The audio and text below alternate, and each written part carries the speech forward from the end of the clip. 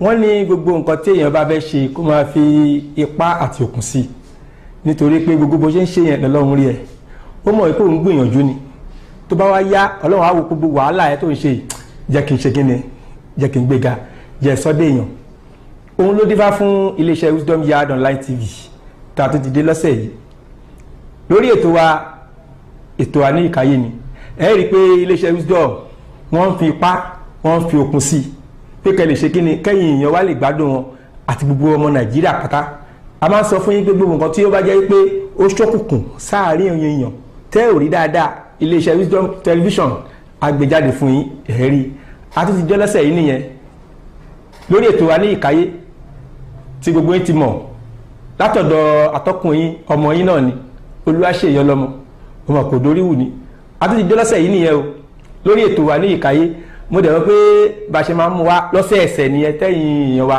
tẹ̀ máa ń gbádùn ẹ̀ à ní jẹ́ kí tí yín di sí gbogbo nǹkan tó lọ Nàìjíríà a máa jẹ́ kọ́ ẹ máa mọ̀ ǹjẹ́ lè ṣeé ṣe ǹjẹ́ lè yóò ṣeé ṣe láti ti dé lọ́sẹ̀ yìí mo dẹ̀ mọ̀ pé ẹ ti rí àwọn àlejò wa ní ẹ̀gbẹ́ mi ẹ ti mọ̀ wọ́n òdu ni wọ́n ṣàmùfólùkù ẹ ti rí Mr. Ọpẹ́yẹmí ẹ ti rí Mr. Okoli bóyá kí àwọn àlejò wa kan bá wa kí yín lé Mr. Ọpẹ́.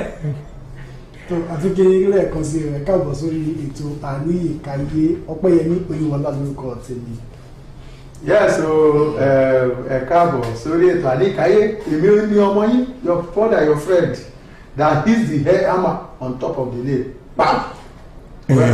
ẹ ṣe wọn ní àkókò bá wa ṣọ̀rẹ́ ká ṣe ní pápá àpá náà ni orí ètò ti ọ̀sẹ̀ yìí Mr. Ọpẹ́ Mr. Okoli a mọ̀ pé ní Nàìjíríà lọ́wọ́ yìí a máa ń sọ náà ni pé òṣèlú ti bẹ̀rẹ̀ ní ọdún tó kọjá àníyà òṣèlú ń bọ̀ ṣùgbọ́n ní ìsìn ó ti dé torí a ti wà ní 2023 ẹni gbogbo wa ń pariwo ní ọdún tó kọjá ní ìsìn ó ti bọ́ sí 2023 báyìí àti wà ń bẹ̀ èyí tó wá ń lọ lọ́wọ́ yìí sìn ẹgbọ́ ọ̀rọ̀ tí olùdíje láti ẹgbẹ́ APC bàbá wa Aṣíwájú Bọ́lá Ahmed Tinubu sọ wọ́n sọ nǹkan kan wọ́n ní bọ́wọ́n ṣe ń wo bí nǹkan ṣe ń lọ yìí a fẹ́ dá káwọn papọ̀ pẹ̀lú àwọn olóṣèlú bóyá kéékèèké pé káwọn papọ̀ mọ́ra wọn bóyá àwọn ìbò yẹn á lè tún ṣe kíni á tún ní kìmí torí pé bọ́wọ́n ṣe ń wo yìí tọ́wọ́n bá lé pé káwọn fi lẹ̀ báyìí ibi tọ́wọ́n rò kọ́ ló máa lọ já sí o nísìnyí àwọn fẹ́ béèrè kan báwo lọ ṣe lérò yìí pé àwọn olóṣèlú kan wà tó jẹ́ kéékèèké tọ́wọ́n wá rò pé tọ́wọ́n bá darapọ̀ mọ́ wọn ǹjẹ́ wọn tó fẹ́ lọ báyẹn ṣáwọn yẹn lérò lọ́kàn àwọn ṣé ó tiẹ̀ wà lọ́kàn wọn pé kọ́wọ́n darapọ̀ mẹ́gbẹ́ kan tọ́wọ́n fi sọ pé bóyá tọ́wọ́n bá darapọ̀ mọ́ ẹgbẹ́ olóṣèlú kéékèèké yẹn ṣé kìí ṣe pé yẹn gan pàápàá wọn tún nígbà tí wọ́n tún kéré àwọn olóṣèlú yẹn ni kí lè rí sí àárín yẹn Mr. Ọpẹ́.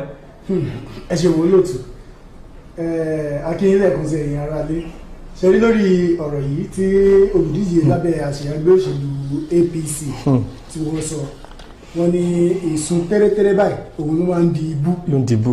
bẹ́ẹ̀ ni so àwọn wò pé táwọn bá ti wá ọ̀nà táwọn kó àwọn ẹgbẹ́ nítorí pé àwọn ẹgbẹ́ òṣèlú kan wà tó yẹ pé wọn ní àwọn mọ̀ pé àwọn náà wà láàyè ara wọn tó bá kù díẹ̀ kí ètò ìdìbò wọlé wọ́n á darapọ̀ mọ́ ẹgbẹ́ òṣèlú wọ́n á ṣiṣẹ́ fún ẹgbẹ́ òṣèlú tó jẹ́ ilé tó bá wù wọ́n lọ́kàn tó yẹ pé ìgbà táwọn ẹgbẹ́ òṣèlú yẹn bá wọlé tán ipò tó bá wù ẹgbẹ́ òṣèlú yẹn láti fi compensate wọn yẹn láti fi ṣe ìwúrí fáwọn náà wọ́n á wá fún wọn tí ó ti wà nínú àkọsílẹ̀ wọn nínú àdéhùn wọn tó bá jọ ní bàbá tó ní ó ṣeé ṣe àwọn fẹ́ darapọ̀ mẹ́gbẹ́ míì àwọn fẹ́ kí ẹgbẹ́ míì darapọ̀ mẹ́gbẹ́ àwọn láti jọ ṣiṣẹ́ papọ̀ káwọn fi lè rí ọ̀nà àti jáwé olúborí nínú ètò ìdìbò ilé tó ń bọ̀ lọ́nà yìí wọ́n rí wọ́n mọ nǹkan tó wọ́n ní nǹkan tí àgbàlagbà rí lórí ìjókòó. kí ni nǹkan tí wọ́n rí yẹn.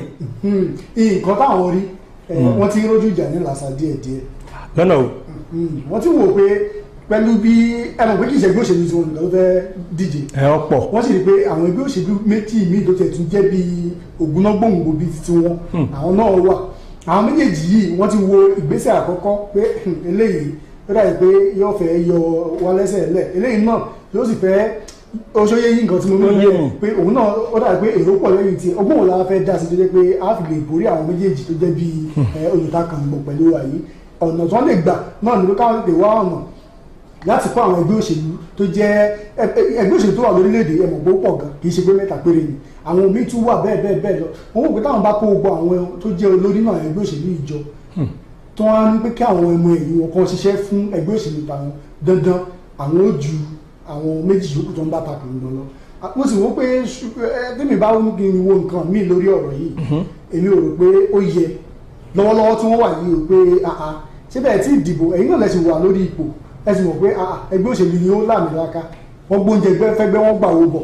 ẹ̀bẹ́ ìlẹ̀ ń ṣèjọba lọ́wọ́ lórílẹ̀‐èdè yìí ẹ sì mọ̀ pé ẹ ṣe dáadáa gẹ́gẹ́ bẹ́ẹ̀ ṣe máa ń sọ ẹ̀yin ò bá dúró kẹjá àwọn aráàlú ń yàn yín sípò kì í ṣe bóyá kẹjẹ tún sáré máa wá gbé ìgbà tí ì ṣe pé dú ọ̀dà àbí báwo ni wọ́n máa ń sọ lóyìnbó pé dandan ṣe bẹ́ẹ̀ fẹ́ sìn ìlú ni bẹ́ẹ̀ ṣe dáadáa tó òun ló mú káwọn èèyàn tún wò pé ó yẹ kẹ́ tún tẹ̀síwájú ní dáadáa kẹ́ ti ṣe lọ́dọ̀ tèmi o ìwọ̀n ojú tèmi fi wò ó nù pé bàbá ti di pé ojú ìjà ti wà ń làṣà díẹ̀ pé dàpọ̀ ti fẹ́ máa sáfẹ́rẹ́ kò fẹ́ sí èrò púpọ̀ lẹ́yìn àwọn tó bó ṣe yẹ mọ́ so àwọn nídìí àti lọ wá àwọn èèyàn kúnra láti lè dìbò ní. ẹ ṣe Mr. Okoli lórí ọ̀rọ̀ tí Mr. Ọpẹ́ sọ yìí ẹ jọ̀ọ́ kí ni ìmọ̀ràn tẹ́yìn ní lórí ẹ̀ kí ni èròǹgbà tí lórí ọ̀rọ̀ yìí. ṣe rí nǹkan tó ń ṣẹlẹ̀ ní country tí a wà yìí so many things ni maybe àwa ò understand there is nothing bad tí APC àbí Tinubu tó sọ pé òun fẹ́ gather other people àbí that is the way tí wọ́n ṣe ní tí before so many edi omamaji so many nini the last election tó ṣe ṣebí kì í ṣe everybody lórí presidential candidate now okay some people ó ṣiṣẹ́ for that party ó wá pàpà ó ṣiṣẹ́ fún Buhari ní ọ̀dà ní last time àbí even ó ṣẹlẹ̀ ní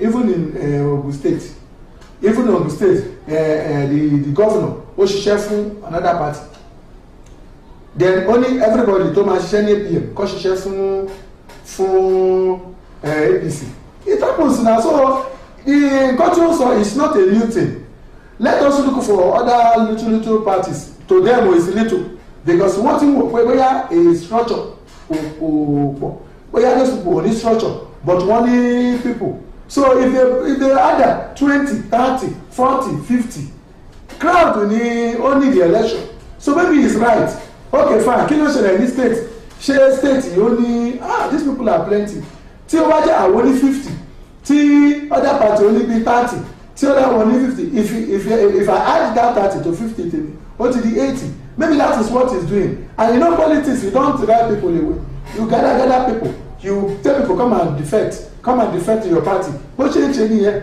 so it's even better now ṣebí the other time from one party to party ni ṣebí the other time so many people ó kúrò ní PDP ó lọ APC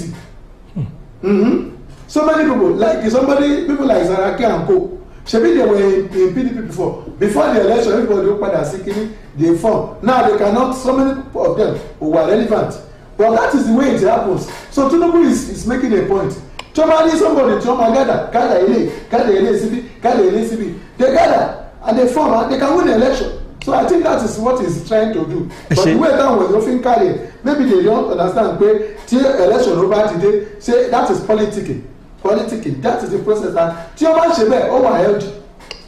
ẹ ṣe Mr. Okoli mo gbádùn gbogbo ọ̀rọ̀ tẹ́ ń sọ yẹn wọ́n ráyè gan gbádùn yín ṣùgbọ́n àwọn tí aṣáájú fẹ́ lọ báyẹn Tinubu àwọn ọ̀rọ̀ lọ́kàn wọn ni pé bóyá káwọn kó wọn pọ̀ ǹjẹ́ tó bá ṣẹlẹ̀ pé wọ́n wá débẹ̀ táwọn yẹn sọ pé irọ́ o àwọn ò ṣe o àwọn fẹ́ lọ sí orí pápá pé àwọn ò dapọ̀ mọ́yàn ṣé wọ́n lérò lọ́kàn àwọn pé àwọn lè wọlé táwọn bá darapọ̀ mọ́ wọn yẹn. like what you are saying you see ṣé wọ́n lérò pé àwọn lè wọlé. politics is calculation politics is calculation okay èmi ní 100 ni ó wà ní field èmi ní 50 ìwọ́n ti mọ̀ pé like 3 people ó share 50. àtàwọn Yorùbá wá gbà ní o tí wọ́n bá gbà. my brother what happens is that they will agree okay ìwọ tí èmi bá wọlé èmi á fún ìwọ ní commissioner èmi á fún ìwọ ní minister èmi á fún ìwọ ní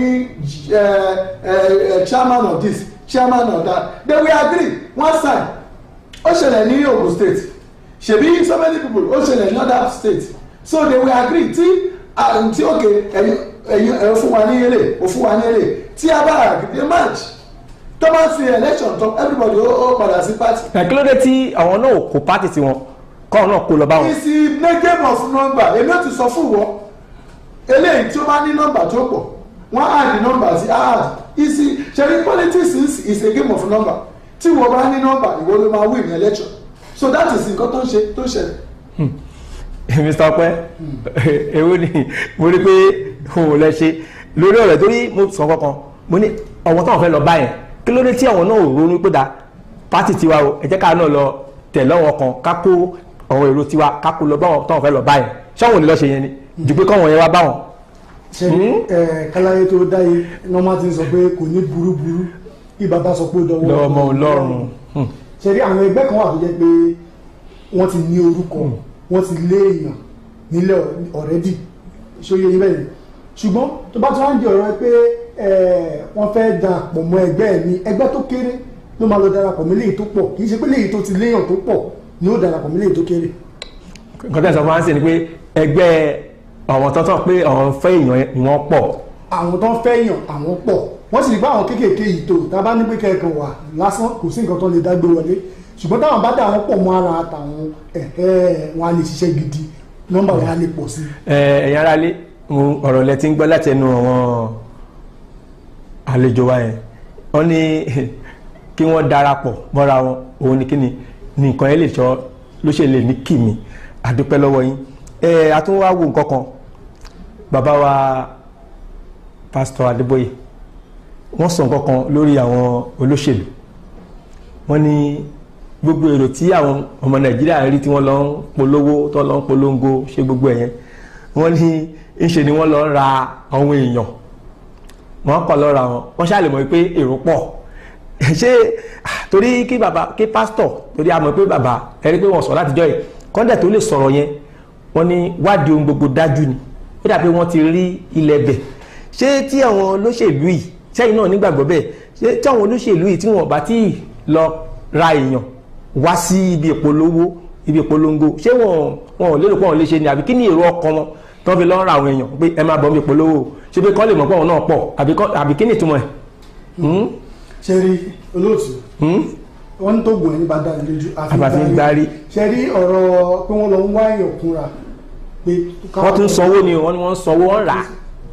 ìyẹn túmọ̀ sí pé kì í wá ṣe pé òṣèlú àwa ara wa mọ́ àbí bẹ́ẹ̀ kọ́ torí tó bá jẹ́ tàwa ara wa àwọn aráàlú ni wọ́n dìde fúnra wọn pé tó lágbájá báyìí la fẹ́ wọ́n á dúró tì kò nílò pé nìkan ṣe ń lọ fi owó ra ìbò àwọn tó ṣe ń lọ fowó ra èèyàn wá ní ẹgbẹ́ wọn àwọn tó ń fowó rà náà ó yẹ kí wọ́n nífura o torí pé ẹni tó bá náwó sí nǹkan dandan ni kó rí owó tó ná padà kó sì rérè ń bẹ̀ tẹ bá ń torí pé bóyá ẹnìkan wá bá yín ó gbówó lẹ̀ fún yín pé ẹ wá dìbò fún wa business ni o okòwò ni ẹni tó bá dẹ̀ ṣe ìgbà tó bá débi tó dórí ipò tán owó tó ná ni ó kọ́kọ́ sáré rẹ̀ àtẹ̀yẹ̀ tó yẹ kó rí ń bẹ̀ tó bá dìgbà náà ẹ má pariwo ṣùgbọ́n nǹkan tí mi ò bá gbà ní mọ̀ràn kó dà ní pé ẹni tẹ́yìn náà bá rí lọ́kàn ara yín ẹ má wo tó wó ẹ má wo ti pé wọ́n promise wa nílé wọ́n promise wa nílé tọ̀hún ọjọ́ iwájú tó dáa fórílẹ̀-èdè yìí ẹ̀já wò tábà wọ ọjọ́ iwájú tó dáa fórílẹ̀-èdè yìí a lè yan ẹni tó yẹ ká yàn a ní yan òpùrọ́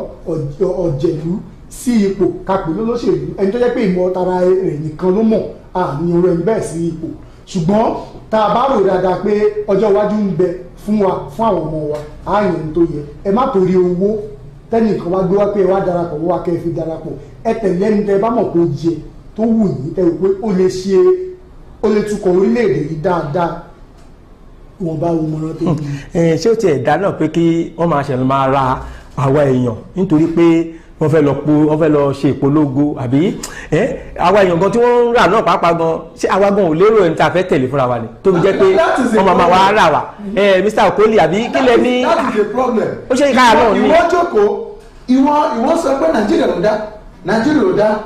dá kí ni ìwọ ṣe tó sì pé Nàìjíríà ló dá ọjọ́ election tó máa ń ṣe election ìwà jókòó ìwà ní o fẹ́ rest ìwà tan AC ìwà tan fan ìwà máa wo TV so ẹni I can't go inside the sun èmi ò lè jáde ní òòrùn èmi ò lè ṣe kíní kan you are part of the problem ìwọ ọ̀dọ́ ìwọ sọ pé youth ló kàn ọjọ́ election ìwà mú bọ́ọ̀lù ìwà máa gbọ́n field so many of you ò ní jáde síta the truth of matter that is why you see that they are bringing people àwọn tí ó wà available they bring them what of ìwọ tó sọ pé Nàìjíríà ò dá ìwọ ni ò jẹ́ kí Nàìjíríà ò dá you are the part of Nigerian problem ìwọ ò jáde okay this is the person tí àwọn ò ní ìwọ ní ẹ̀rọ wọ́n ti mọ ẹni tí ó ń mú wọ́n ti mọ ẹni tí ó ń mú why would they mọ ẹni tí ó ń mú okay this person is doing good this person can rule us ìwọ jáde ìwọ support but some of you ìwọ ní tí ọ̀nà fún ìwọ ní something ìwọ ò ní jáde you are the cause of the problem so many of them wọ́n sọ pé they must give me something before I come out so kò sí somebody tó fẹ́ ṣiṣẹ́ for his country tó fẹ́ stand up for his country many of them àwọn lẹ́tọ̀ ló ti dé ẹ lọ gba something you must give us something o àwọn olè jáde that is the problem of this tí bàbá ń sọ so many of them are waiting for them come by one why tí wọ́n fi jáde fún ẹ pé fine jẹ́ kémi ó lọ ṣe election process wa kémi ó sọ so that the right person ló máa jáde look at what is happening now so many of wọlé sọ̀rọ̀ so many it's cost why are you not part of this process kí ni ó jáde síta okay àti bẹ̀rẹ̀ another process nsì come out jáde síta fight for your candidate kí candidate ó wọlé it will be better for you but you don't have mouth tí wò bá vote tí wò bá vote fún candidate kí wọ́n máa sọ pé Nàìjíríà ò dá ìwọ gan ni ò dá ìwọ gan ò dá. ẹ ti gbọ́n sí ìyẹn yàrá lé ẹ má jẹ́ kù sílé ẹ má jẹ́ kí wọ́n máa fi nǹkan tí ò tó nǹkan kan kọ́ máa fi rà wá ìwọ gangan fúnra ẹ ṣe bó ní ẹni tí wò náà lérò lọ́kàn pé o fẹ́ ṣiṣẹ́ fún o fẹ́ lọ dìbò ẹ fún má wàá jẹ́ kí wọn kan jà kan dìde ṣá ẹ̀yà ẹgbà ẹ má ẹ̀kọ́ kà wá kún ilé bi àwa gan ti jẹ́ èèyàn nú ilé wa nítorí pé ẹ ti mọ̀ ọdún wọn rèé nǹkan tó bá fún wa ní ìsìn ìyẹn náà máa ń bá wa sọ̀rọ̀ náà máa fi ń sọ̀rọ̀ sí wa pé ṣebí ṣé ẹ̀gbà kankan nígbà tá à ń polówó ni ẹ̀yin ò ṣe ká ní ẹnu ọ̀rọ̀ ká lè máa bá wọn fà á pé ẹjọ́ o ṣàgbà kọ́bọ̀ lọ́wọ́ yín ṣùgbọ́n tó bá ṣe ń retí wípé wọ́n ṣe mú wá fún wa ẹ̀mí sọ pé nǹkan kan ti ẹ̀ ṣẹlẹ̀ ọwọ́ kan wọ́n ní níjọ́ ìdìbò yẹn o tí PDP bá mú wá wọ́n máa gbà á tí APC bá mú wá wọ́n máa gbà á tí Accord bá mú wá wípé gbogbo ẹgbẹ́ tó bá mú wá wọ́n máa gbà á nítorí pé àwọn ò ní bọ́ tàǹtọ̀ wọn àwọn ti mọ̀ pé àwọn ti mẹ́tọ́ máa gbé fún àwọn ti mọ̀ kíní kan tó máa gbé fún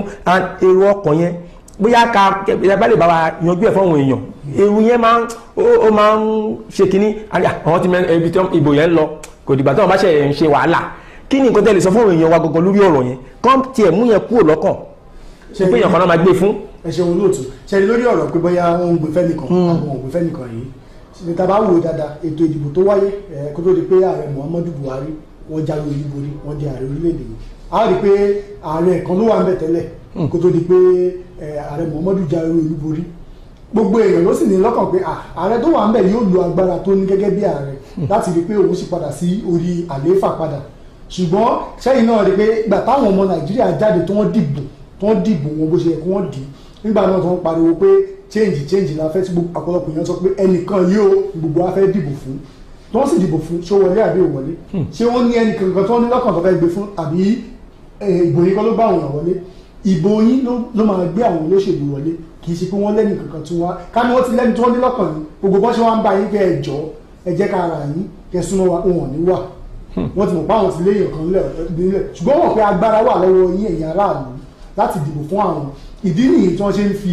owó tí wọ́n fi ń tú ọ̀pọ̀lọpọ̀ jẹ tí wọ́n fi ń tú ọ̀pọ̀lọpọ̀ lójú ẹlòmíì sì ní ajẹun ọmọ nínú oyún ni ọmọ tó gbé oyún tó wà ń kún ẹ tí ò tí ì dàgbà tó ti ní pé dandan oyún inú ẹ ó gbọ́dọ̀ máa fún ọ ní nǹkan jẹ òun ní ọ̀rọ̀ àwọn aráàlú tó ń gbowó lọ́wọ́ àwọn olóṣèlú tí ò tí ì dórí ipò tẹ́tí ń gbowó lọ́wọ́ wọn tó bá dórí ipò tán ṣé ẹ̀mọ̀ kówó tẹ gbà yóò gbà nǹkan ẹ̀ padà ìgbà náà lẹ́wọ́ máa pariwo pé eléyìí ò da tọ̀hún ò da èmi ò rò pé ẹ kó rí bẹ́ẹ̀ kò yẹ kó rí bẹ́ẹ̀ rárá ẹ dìbò ẹ jáde ẹ dìbò your vote counts bí àṣà àwọn olóyìnbó tó wà lẹ́gbẹ̀ẹ́ ní bíbáyìí àbí bẹ́ẹ̀ bá dìbò ẹyọ kan lè jẹ́ pípọ̀ ẹyọ kan tí yóò gbé ẹni tó yẹ kó ṣe olórí orílẹ̀-èdè yìí torílẹ̀-èdè yóò fi dá lè jẹ́ pípọ̀ tí yín nìkan yóò gbé wọlé tẹ́ ẹ̀ bá sì sí ń bẹ̀ lè jẹ́ pé ìbò tí yín ni òun jẹ́ kọ́rọ́nà wọlé ẹ gbìyànjú ẹ gba káàdì ìdìbò yín ẹ lọ dìbò fún àwọn tó wù yín ẹ má gbà kẹ́nibọ̀dì rà yín wọn ò lẹ́nibọ̀dì lọ́kàn tó fẹ́ gbé síbẹ̀ àwọn tẹ́ ẹ bá dìbò fún ìbò tẹ́ ẹ bá dì náà ni wọ́n kà ó ti ẹ̀ dáhùn sí pé ayé ti da ayé technology pẹ̀lú bí wọ́n ṣe ń dìbò ọ̀hún lẹ́yìn náà mọ̀ pé tó o ti di báyìí o ti di bá ọ̀nà wọn fẹ́ gbà rà kò sọ́nà kan fẹ́ gbà rà. ẹ ṣe Mr. Okoli nítorí pé àwọn tí wọ́n máa ń sọ pé àwọn fẹ́ gbowó àwọn ń gbowó wọ́n máa ń sọ wọn kan lórí àwọn olóṣèlú wọ́n ní tí wọ́n bá ń wá ojú rẹ àwọn wọn ní wọ́n máa wá sójúlé kódà nǹkan kò sí nǹkan tí wọ́n ní ṣe wọ́n máa rá bàbà wọ́n ní owó táwọn ń gbà yẹn nítorí pé tí àwọn olóṣèlú yẹn táwọn bá dìbò fún ọ tó bá wọlé nígbà ẹni tó yẹ pé ṣe ló ń rá bàbà tó wá ń bẹ̀ wọ́n tẹ́lẹ̀ tẹ́ bá dẹ̀ lọ bá awádìí pé ó ń lo gíláàsì kẹlẹ́ tí máa ń pè tinted àwọn ò ní lè rí pé wọn bá táwọn bá ti gbà lọ́wọ́ ẹ̀yẹn náà mọ̀ pé àwọn gbà náà ṣe ń gbowó ṣé ó lẹ́tọ̀ọ́ bẹ́ẹ̀. ok èmi ò béèrè lọ́wọ́ wọ how much ni wọ́n ó máa gbà for 4 years. okay the highest tọ́nà fún wọn is 10,000 20,000 ṣé 20,000 ni wọ́n máa jẹ́ for 4 years your orientation ló wrong ẹ̀yin ó máa jẹ́ kí electoral process tó máa kọ́ mọ́ wà difficult there is nothing tí wọ́n máa gbà tó máa satisfy wọn but tí wọ́n ó bá dìbò the person ẹ dìbò ṣe pé ọ̀yà fún wa ọ̀nà fún wọn tí wọ́n máa ṣoko there will be smooth road tí wọ́n máa gbà tí wọ́n máa gbà dé market tó bá ṣe pé ó ṣe transformer fún wọn tí ìwọ́n ní iná weather ó máa ṣiṣẹ́ hairdresser ó máa ṣiṣẹ́ barber ó máa ṣiṣẹ́ so many people tó ń lo iná even ẹni tó ń ta freezer tó ní freezer tó ń ta cold minerals tó ń ta chicken tó ń ta ẹja anina so many of you o mọ̀ pé because of nítorí pé ìwọ̀n gba 10,000 ni that's your place ó wà darkness imagine the amount of fuel tí wọ́n consume because ìwọ ti gba 10,000 ó ti gba 5,000 ìwọ sọ pé kémi ó gbà but tó bá yẹ pé ìwọ dúró ok ọ̀gá ìwọ fẹ́ àmàdìbò fún ẹ don't worry give us transformer do road for us do health center for us ó máa ṣe tí ó máa ṣe is for your own benefit o ṣe benefit the person is for your own benefit but nítorí pé ìwọ selfishness ìwọ náà ó wà níbẹ̀ ìwọ ní kí ìwọ gbà ìwọ some people dey wọ́n máa sọ fún àwọn some people pé okay let us do water for you people ní water I have water in my house máa ṣe ìwọ mọ tí water ó bá wà so many things ó máa work nobody will be able to cheat you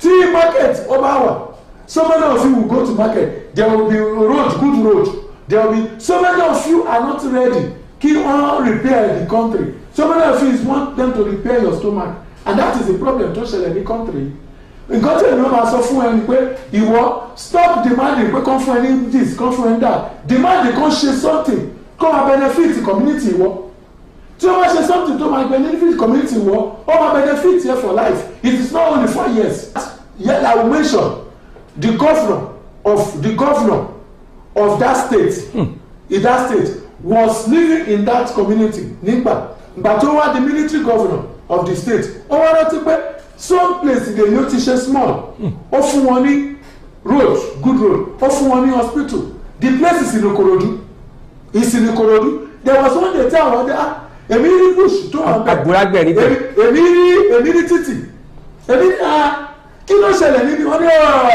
so governor was his community nígbà tó di governor ó fún wọn ní everything. ọ̀nà yẹn ló jáde sí ọ̀nà mọ́ta. beautiful then ọ̀nà tí ó rí bẹ́ẹ̀ that is very strong structure till today go take spoil those people only water facility those people only health facility those people only school they are not even going out to suffer because of good governance look at that kind of measure tí ẹni ẹ̀ bá ní transformer tí community ọba ní even it will help the fuel ò ní cost more because everybody is depending on fuel to on generator everybody is depending on so many things tó bá yẹ pé kí ni ọ̀ wà and they want to do but owó tí wọ́n máa ṣe ìwọ́n ti gbà ní 10,000 ìwọ́n ti gbà for your own selfish use so kò wá ní já fún community kó nílò and that is very wrong you are the cause of the problem ìwọ́n contribute to sí àwọn politician tó fún ẹ ní 10,000 ìwọ́n náà contribute to sí àwọn politician tó fún ẹ 5 naira it is your problem. ẹ ṣe yàrá lé mo mọ̀ pé bàbá ní bá ṣe ń bá lọ yìí ká máa bá lọ bẹ́ẹ̀ àní lè lọ síbi okòwò wa ẹ ti mọ̀ pé ọmọ alájẹ ni wá ajé làákẹ́ ajé làágẹ̀ kájé filé wa ṣe gbùgbé. bí mo bá. fáàmù ẹ o nọpa abamisọ yìí ẹ máa mú eléyìí náà alcoholic ni o ẹ ṣáà ní mo yé ń fẹ́ ó ti ṣe kí ni mo gbé bọ́ọ̀dì owó mi ti máa lọ màá tún kọrin from one place to another place ẹ̀rọ kò easy mo lọ mẹ́rin márùn-ún kílẹ̀ tó mọ́ tó bá fi di next day ara mi á ti ṣe àtúnṣá bàbá nọpa. bí ó bá sí wọ kò sóhun tí mo lè ṣe. Power for management of power. ẹ ṣe yàrá lé ẹ káàbọ̀ padà sí orí ètò wa ní ìkàyé tí à ń bá bọ̀ ẹ ti ń gbọ́rọ̀ láti ẹnu àwọn àlejò wa Mr. Ọpẹ́yẹmí àti Mr. Okoli ọ̀rọ̀ lẹ́ ń gbọ́ yẹn ẹ̀yin ará lé ẹ jẹ́ ká jáwọ́ nu pé a ló ń gba nǹkan lọ́wọ́ wọn nígbà tí a bá ti gba nǹkan lọ́wọ́ wọn bá la ṣe fẹ́ rẹ́nu sọ̀rọ̀ àwọn ẹlòmíì wọn ni wọ́n ń gbé kóńgò rẹsì wọ́n gbé fún wọn wọ́n ní wọ́n kọ́ńdómì fún wọn tá a bá wo gbogbo nǹkan tó kó fún wọn èmi rò pé mi gan ti wọ 2000 ṣùgbọ́n wọ́n á wò pé ẹ jẹ́ ká gbà ìyẹn òun ràn kankan nítorí pé wọ́n bá ti lè kó fún yín èrò ọkàn tí tẹ̀yìn fẹ́ fi dìbò yẹn ẹ̀ ní lè ṣe ìyẹn la ṣe ń bẹ̀ yín ẹ jọ̀ọ́ ẹ jẹ́ kí gbogbo nǹkan tí a bá fẹ́ ṣe ẹ jẹ́ kó wà lọ́kàn wa ẹ má ká máa ronú pé lórí ìgbà tí èèyàn kan bá ṣe kíni tó bá ń fún wa ní nǹkan ó ti lérò ẹ tó fẹ́ dìbò fún ẹ ṣe ẹ jọ̀ọ́ jẹ́ kí n gba ìpè yìí.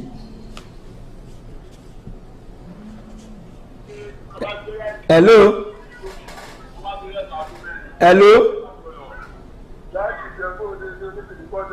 láti fìdí pọ̀ tẹ́yìn ti Jẹ̀bú-Òde ẹ jọ̀ọ́ kí lórúkọ o Olúwatóyìn ẹ jọ̀ọ́ kí lẹ́yìn tẹ́lẹ̀ bá wa dá sí. àmín àmín àmín ẹ ṣé o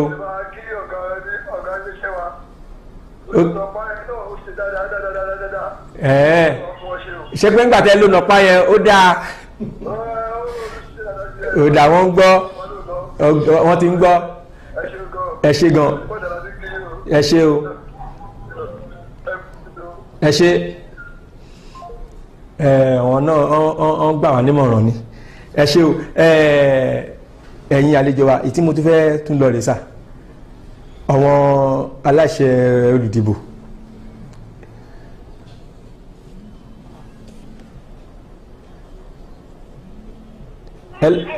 hello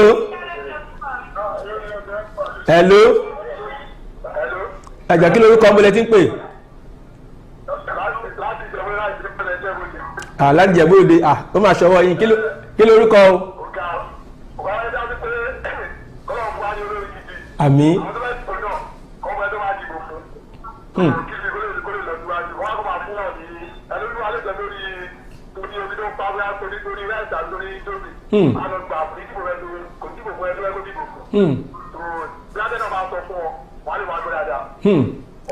ẹ ṣé o akínyìn ẹ ti fìdí pọ̀ tẹ̀ ẹ̀yin tẹ́ gbóni akínyìn bẹ́ẹ̀ o bàbá Ìgbò ẹ ṣé o Ọlọ́run gbádùn yín ọ̀rọ̀ ni à ń gbọ́ láti ẹnu àwọn ará ilé yẹn ìtí a ti fẹ́ sọ̀rọ̀ lórí àwọn elétò ìdìbò wa. hello ẹ jọ̀ọ́ kí lórúkọ ọmọlẹ tí ń pè wá o Ọlọ́run ló tó abẹ́dá sí ètò yín ni o. ẹ ṣé o a gbọ́ o. Olótún ló sọ̀rọ̀ láti Jẹ̀bú-Òde. Olótún ló sọ̀rọ̀ láti Jẹ̀bú-Òde. ẹ̀yin ti fìdí pọ̀ tẹ̀. àwa ti fìdí pọ̀ tẹ̀ náà ni. ẹ kú náwó ọjọ́ o. ẹ ṣeun gan o. kí lẹ́yìn tẹ́lẹ̀ dá sí. nípa àwọn tí olùdìbò tó ń fún ní Indomie tó ń fún ní ráìsì yẹn. ọjọ́ ọ̀la wọn ló ń gbà ló ń jẹ 30 seconds sí ọjọ́ ọ̀la wọn. tí àwọn ọmọ Nàìjíríà tá a bá lè dúró ta wo pé ta ní ẹni náà tó máa tún Nàìjíríà ṣe tá a bá gbowó lọ́wọ́ wọn tí wọ́n bá débẹ̀ a lè sọ̀rọ̀ sí wọn. bẹ́ẹ̀ni ìgbàwó lọ́wọ́ olùdíje tá a ti gba Indomie tá a ti gba rice tá a bá débẹ̀ wá ní. ṣebí ìfọlẹ́tẹ̀ sọ. I can remember there was a time tí àwọn èèyàn kan lọ bọ́ lóṣèlú kan tó lọ tọrọ owó lọ́wọ́ ẹ̀ ìgbà tó lè ṣe máa sọ pé olóṣèlú yẹn máa wí ó ní ìwẹ́ ẹ̀yin ni yẹ́ ẹ máa jẹ ó sọ bẹ́ẹ̀ fáwọn pé ẹ̀yin nìyẹn máa jẹ. olóṣèlú yẹn sọ bẹ́ẹ̀. olóṣèlú ló sọ bẹ́ẹ̀ tọ́ba lè ti káńsù bẹ́ẹ̀ tí ò ti sí nǹkan bẹ́ẹ̀ táà gbowó lọ́wọ́ wọn tábà rí wọn tábà jókòó fún wọn ó tó bẹ́ẹ̀ ó ti bẹ́ẹ̀ lọ. ó tó bẹ́ẹ̀ ó ti bẹ́ẹ̀ lọ.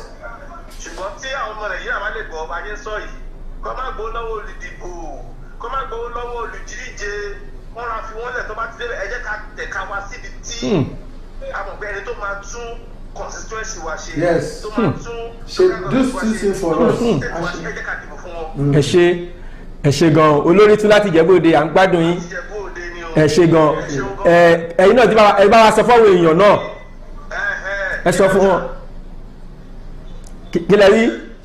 nípa tí nọpa yẹn àárí iṣẹ́. ẹ rí iṣẹ́ nọpa.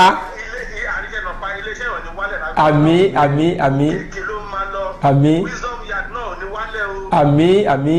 ó máa ga ní o. àmì ẹ ṣe gan o ẹ ṣe gan o ẹ̀yin ti Ìjẹ̀bú-Òde àwa náà ń kí yín o ẹ ṣe gan o.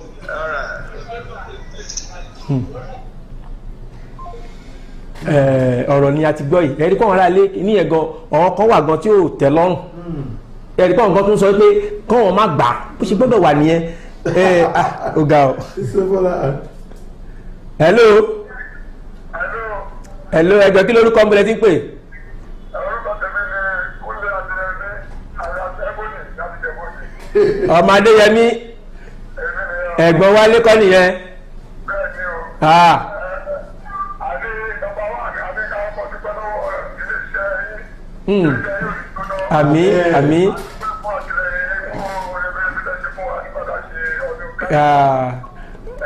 Ọlọ́run ló lọ pẹ́.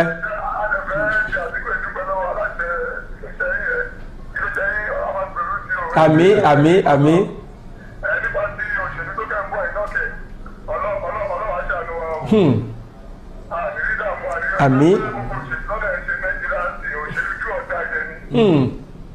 ìkọ̀dà àwọn sọ fáwọn èèyàn wa ni pé yọ̀ǹda tó lọ sáfẹ́ sí tiẹ̀. kọ́tẹ̀ ìgbà tí ibi tó bá rú wọn bẹ́ẹ̀ jẹ́ni tó bá fẹ́. ẹ tó bá gbé lọ́wọ́ olóṣèlú ọjọ́ ọ̀la ìlú pinnu ló dájọ́ ọjọ́ iná tẹ àrírí dààmú náà ká bá ṣe ní ọ̀rọ̀. àmì o ẹ ṣe o ẹ bá wa kí ọmọ tọ̀hún o.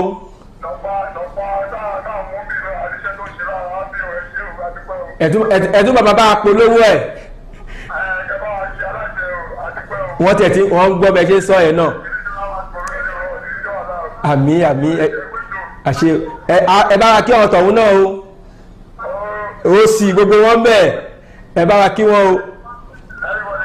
ẹ ṣe gan àmì ọ̀gá o ẹ̀rí pọ̀wọ̀n èèyàn gan ṣe kí ni wọ́n ń tẹ̀lé wa nǹkan tá a fi sọ pé iléeṣẹ́ Wisdom Yard online TV iléeṣẹ́ tí ò ṣe fọwọ́ rọ́ sẹ́yìn ni ẹ̀rí pọ̀wọ̀n èèyàn ń gbádùn ètò yìí ìta tí wọ́n fẹ́ sáré sọ ní tọ̀wọ̀n INEC àwọn olóṣèlú àwọn olóòtú ìdìbò tí wọ́n ní àwọn máa bóyá ẹ̀rù ń bà wọ́n ní o tí wọ́n sọ pé wọ́n fẹ́ sùn àbí kò ní ṣeé ṣe pé bóyá wọn ò ní dìbò kí lè rí sáàrin yẹn ṣé ẹ̀rù la fẹ́ sọ pé ó ń bà wọ́n àbọ̀ wọ́n rò lọ́kàn wọn pé torí pé bí nǹkan ṣe ń lọ ní Nàìjíríà yìí bóyá ogun pé kán jíyàn gbélé ní kí wọ́n jà lọ́la wọ́n tún wá ń gbọ́ pé ọ̀nà wọn kọ́ sọ pé tí wọ́n bá sọ pé wọ́n di ìbò yẹn tí ò bá favour àwọn tí ò bọ́ sọ́dọ̀ ọ̀dọ̀ àwọn wípé ogun ni ṣé nǹkan ó pẹ̀lú nǹkan tí INEC máa rò pé ẹ wo ó dà pé ètò ìdìbò yìí a máa fẹ́ sún síwájú àbí àìmá ní security tó tó àbẹ̀rù ń bà wọ́n kí lè rí sí àárín yẹn Mr. Okoli kàn pè hello ẹjọ kí lórúkọ ń bọ́lẹ̀ tí ń pè wá. alàgbà ṣílò láti ìlú Ọ̀kadà. alàgbà ṣílò ṣítù láti Benin Ọ̀kadà ẹ̀ ń gbádùn wa bẹ̀ ẹjọ kí ni ẹ rí tẹ́fẹ́ bá wa dá sí. mo ń tẹ̀lé program yìí láti gbàgbà ti bẹ̀rẹ̀ ṣẹ́kì bẹ̀rẹ̀. ohun tí mo rí níbẹ̀ ni pé number one àwọn olóṣèlú wa wọ́n ti sọ òṣèlú di ọ̀jẹ̀ wọ́n ṣòṣèlú tó wà lórí mọ́. àbẹ́ ẹ má jẹ́ ká sílẹ̀mù àwọn tí ń gba ráìsì tí wọ́n ń gbowó torí wà láyé wọ́n máa sọ pé dúdú lọ sùúrùsùn. Èmi tí mo sọ̀rọ̀ ní ìṣesí ìbánúparọ́ fún yín mo ti lé ní 50 years. Ní ìrùpọ̀sọ̀ yẹn ti ní gùn. tí wọ́n ti ń sọ yẹn. Àwọn bá ti jà á lọ dúró sínú òòrùn á lọ dìbò tá a bá ti dìbò fún wọn tán lẹ́yìn ọdún mẹ́jọ láwọn ó tuntun pa ẹni ọdún mẹ́rin wọ́n tún padà wá pé àwọn tó ní ìdìbò wa àdéhùn wọn mọ́ ọlọ́pàá ni wọ́n mọ̀ fi kọjá wọ́n mọ̀ fi lọ gbogbo constituency tó yẹ kán tún ṣe wọn àdé tún ṣe tá a bá dẹ̀ sọ̀rọ̀ wọ́n ọlọ́pàá rẹ̀ tiẹ̀ ẹnu bí wà ní ẹ̀wọ̀n tó jẹ́ pé ẹ̀sẹ̀ àgbẹ̀dẹ ló ń jẹ. so ọ̀tẹ́nìkẹ́ ti pé tẹ bá mo kọ́mẹ́ǹtì sí orí láti mo sọ pé kò sí ọmọ rẹ̀ kan nínú wọn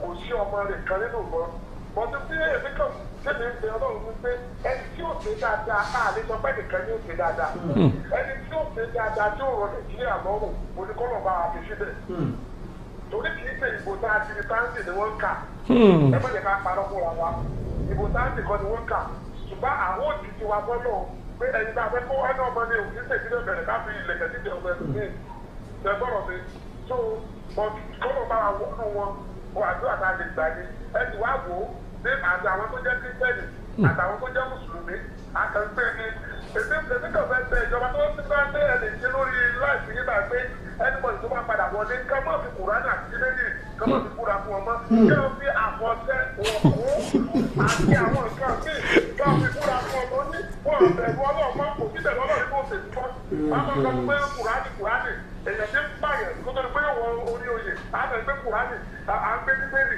bọ́n tó bá jẹ́ pé ẹ̀fọ́ àwọn babaláwo yẹn ibi tó bá jókòó sí tó bá dìde bẹ̀ ìyàwó wọn bá jókòó tó bá dìde wọn nígbà kẹ́lẹ́ fi jókòó bọ̀dé àwọn pásọ̀ á jókòó bẹ̀ àwọn àbọ̀ á jókòó bẹ̀ lẹ́yìn babaláwo àti babaláwo wọ́n ti yàwó wọ́n yàwó babaláwo wọn bọ̀dé àwọn àbọ̀ á dìbò yàwó ara wa àwọn pásọ̀ á dìbò yàwó ara wa gbogbo nǹkan tó jẹ́ kí gbogbo ẹ̀gbẹ́ àtúntì yẹn bá àbá padà sí ibi tó yẹ ká ti fún bá kẹ̀sìbò náà orí irọ́ náà ni orúkọ jésù fún baládùá fún òfógáàmù yìí yóò mọ tẹ̀síwájú. àmín àmín ẹ ṣe gan àlejò wa láti ìlú Benin ni wọ́n ti pè wáyé ọ̀kadà mo mọ̀ pé Mr. Okoli máa mọ ibi tó ń sọ yìí mo mọ̀ pé ẹ máa mọ̀ ọ̀rọ̀ láti gbọ́ yìí wọ́n ní ká máa lo àfọ̀ṣẹ ǹjẹ́ ó ṣeé ṣe ní Nàìjíríà Mr. Ọpẹ́ kò ṣeé ṣe nítorí pé gbogbo nǹkan ló ní ìtọ̀sẹ̀ kẹ́ni ìtọ̀sẹ̀ ló lọ́yọ̀ọ́ ni lórí ara INEC ni à ń sọ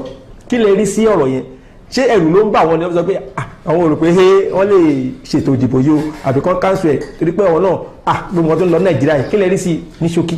ṣe rí àwọn tí ó jáde wá sọ̀rọ̀ ní alága àjọ elétò ìdìbò tó sọ̀rọ̀ lórí pé ètò ààbò orílẹ̀-èdè yìí ó mẹ́hẹ̀ lọ́wọ́lọ́wọ́ tá a wà yìí ó mọ nǹkan tó ń sọ ẹ mọ iye àwọn ilé àwọn àjọ elétò ìdìbò INEC yìí tí wọ́n ti ṣàkọlù sí tí wọ́n ti bà àwọn nǹkan wọn jẹ́ ìbò tí ìdè o kì í ṣe wọ́n ti ń dìbò lọ́wọ́lọ́wọ́ o pé lóòrù wọn kàn lọ́bẹ̀ wọ́n á dáná sùn ní ẹni tó bá ká mọ́ bẹ́ẹ̀ ó di pípa lọ́wọ́lọ́wọ́ báyìí tí ó sì sí nǹkan tí ìjọba ti rí ṣe sí ṣé àwọn náà wọ́n á fẹ́ kóra wọn jáde tí wọ́n máa dúró káàkiri pé àwọn fẹ́ dìbò tí àwọn ará bí òun wá kó wá ká wọn mọ́bẹ̀ kó di pé ó rí bákan bákan ṣùgbọ́n bàbá wa Lai Mohammed wọ́n ti bọ́ tàwọn ti sọ̀rọ̀ wọ́n ní kò sí ewu lóko àbí gèrè àparò pé ká máa wò ó bọ̀ pé ètò ìdìbò gbọ́dọ̀ wáyé kò sí nǹkan tí ó dàrú ètò ààbò tí wọ́n sọ pé ó mẹ́hẹ̀ yìí ètò ààbò tó péye ó ti wà nílẹ̀ fún àwọn ọmọ orílẹ̀-èdè yìí pé ètò ìdìbò ó gbọ́dọ̀ wáyé lásìkò tí àwọn sọ yìí ṣùgbọ́n àjọ INEC kan tó wí wọ́n rí kan tó wí àwọn náà rí pétò àwọn ó kù díẹ̀ káàtó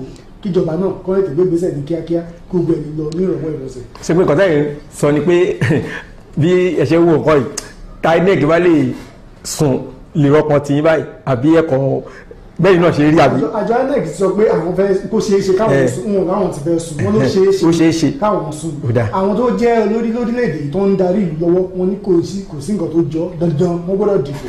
ṣe Mr. Okoli tẹ́lẹ̀ nǹkan tí àwọn INEC sọ kí INEC tó lè máa gbèrò nǹkan ẹ̀ ti rí i pé wọ́n ti ń rò fúnra wọn tẹ́ bá rántí ìbò tí a dè kọjá yìí ẹ̀ rí i pé lóru INEC tá a bá rántí wọ́n kàn ṣe ìdí ẹ̀ tí èèyàn bá ti ń ro nǹkan kan ẹ jẹ́ ká gbà pé ó ti kí lẹ rí sí àárín yẹn. wọ́n tẹ̀lé ó ní sí situation tó wà nílẹ̀ you see like INEC wọ́n ní àwọn security reporters àwọn náà ó máa like máa fimúfilẹ̀ tó máa sọ pé okay fine kí ni ó ṣẹlẹ̀ so it is the security report tí àwọn orí làwọn ń sọ̀rọ̀ lórí because you can imagine look at the time tó sọ pé train attack ní Kaduna, Abuja, Kaduna. Now look at where it happened now. So many people now kidnap ní ìsinsìn tí wọ́n ní solution. But if the government is saying pé àwọn lè come they can come it. Maybe they know the strength, the numerical strength of our security. One more security, one more power, security only. So I think they have what it takes. Tí government jọba sọ pé they can work. Hello? Ẹjọ́ kí lórúkọ ń bẹ̀rẹ̀ tí ń pè? Ẹ̀ka sọ ìwúrọ̀ lẹ́rùn láti Libya, mo ti ń pè wálé Adédìbò ló ń pè yín o láti Libya. Libya. Yes, Libya. Wálé Adédìbò. Yes, ẹ kú ètò. Ọlọ́run ló ń tó. Ọlọ́run bá wa tó. Àmín. Kẹ́rí ẹ̀sà ọ̀rọ̀ àwọn olóṣèlú wa nínú Nàìjíríà yẹn. Àfi kí Ọlọ́run ibà kọ́kàn gbà wá lọ́wọ́ gbogbo pátá nípa. Àkọ́kọ́ ni pé ọ̀rọ̀ àbùtọ́ kò sí ara bó ti dàrú nínú Nàìjíríà ti pẹ́. Fún bọ́ wá torí pé abẹ́ ṣe ìdìbò tó wá ṣe tí àrò àbúgbàdì wá torí ìdìbò lẹ́yìn ìdìbò ńkọ́. Ẹ̀rọ pé lọ́tọ̀ wọ́n lè fẹ́ ṣe kọ́ pé àbú wà fún wa dìbò. Fún wa lè ṣe kéde àkọ́fà ìdìbò ẹ̀ ó ṣe é ṣe bẹ́ẹ̀. Ṣé ń gbọ́ mi sà? À ń gbọ́dún yín o. Wọ́n ṣe é ṣe bẹ́ẹ̀ bọ́ lẹ́yìn ìdìbò á tún padà sí bá a ṣe wà náà ní dájú. Ẹ̀sẹ̀ náà bí ẹgbẹ́ wọn gbà wá lọ́wọ́ àwọn olóṣèlú wa ni ọ̀kọ́ lọ́wọ́ gbà lọ́wọ́ wọn ni o. Ìlú ilé àṣepẹ́ ti gbẹ́rù yẹn this is not what 12 years now, but any problem the government will sit down. Ṣé ń gbọ́ mi? But last government wallahi go better than Nigeria not as 100. Ní Libya. 12 years without government. 12 years without government. Bẹ́ẹ̀ ni láàrin government kò sí nǹkan tó sì dàrú lórí pẹ̀lú kò sí government. But who is governing sir? Ta ló wá ń ṣe olórí ń bẹ̀? Ta ló ń ṣe olórí? Wọ́n kàn ṣe é pé wọ́n kàn ń pè tí ni kò fi bẹ́ẹ̀ sí tẹ́kọ̀ olórí méjì ló wà. Àwọn kan bí apá kan mú, àwọn kan bí apá kan mú, wọ́n kàn ń pè tó ṣe dásán lórí. And there is peace. Ẹ̀wọ̀n iná because the nation pay 24 hours. Ní Libya. Bẹ́ẹ̀ ni mo sọ pé wà á ti sanwó lẹ́nu yóò. Àti ìgbà tó ní ìpàdé. How do they manage it? Sanwó náà.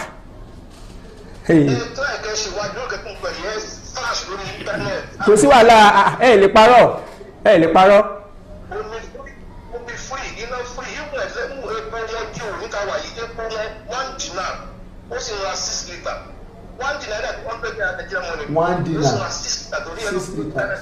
300 naira Nigeria money. 6 litres. Ó ga o.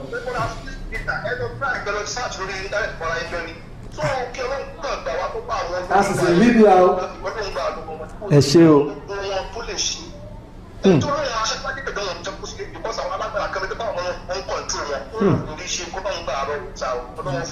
Ẹ ṣé o gan. Thank you very much from Libya. Mr. Ẹ ṣé o. Yes sir.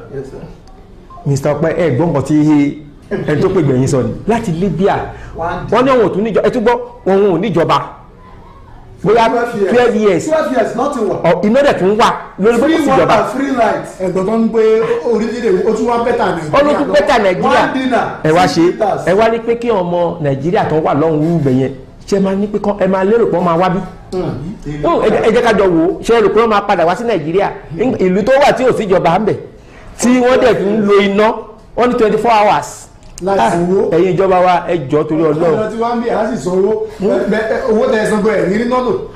Even the prepaid you pay you sanwó prepaid èèyàn ní rí prepaid. But the truth of the matter is that ó dà pé something it can happen Nigeria ó lè better ju Libya lọ with time. Of course. tí àwọn ọgbà mọ̀ nǹkan tí à ń ṣe stop buying vote stop buying máa jẹ́ kí wọ́n ra vote tiwọ́ ìwọ jáde sọ pé this person ló ọ̀dà fẹ́ tó bá jáde hold the person responsible ṣe kìíní fún wa tí o bá ṣe àmà hold ẹ you will be able to talk but tí tó bá ti gba ráìsì lọ́wọ́ tiwọ́ tí wọ́n bá ti gba ráìsì lọ́wọ́ tiwọ́ Indomie tí wọ́n bá sọ wọ́n ní short of ṣe kó gba Indomie lọ́wọ́ tèmi so they vote your vote don't sell your vote. ẹ ṣe mo mọ̀ pé bọ́rọ̀ ẹ ṣe ń lọ yẹn tàbá ní ká máa sọ lọ àsìkò á lọ ṣùgbọ́n láàrin ìṣẹ́jú márùn-ún Mr. Ọpẹ́ ẹ kò bá mi gba àwọn ọ̀dọ́ wa nímọ̀ràn lórí àwọn tí wọ́n máa ń lò pé kọ́ lọ́ máa bà nǹkan jẹ́ kọ́ lọ́ máa dà nǹkan rú káàkiri bóyá lọ́ ya pósítà ṣé wọ́n lérò pé àwọn náà lè jẹ́ èèyàn ni àbí irú òbí tí wọ́n sọ pé yúùtù ṣe bóun náà lérò pé òun fẹ́ jẹ́ èèyàn ló sọ pé àwọn náà fẹ́ di president kí ló dé táwọn ò lè ronú nǹkan bẹ́ẹ̀ tó fi jẹ́ pé tí wọ́n máa pààyàn ṣe nǹkan kan náà máa rán wọn lọ. ṣe rí àwa ọ̀dọ́ bíi tèmi báyìí tó jẹ́ pé àwọn olóṣèlú kan ń lò wá gẹ́gẹ́ bí irinṣẹ́ láti ba nǹkan jẹ́ láti lọ jà láti lọ da nǹkan rú ó yẹ káwa náà ká sun orin mẹ́ta tí ọmọkùnrin ń sùn ká mọ ibi tí ó yẹ ká hùwà sí àwọn ìwà sí àwọn. ẹjọ́ mo bọ̀ hello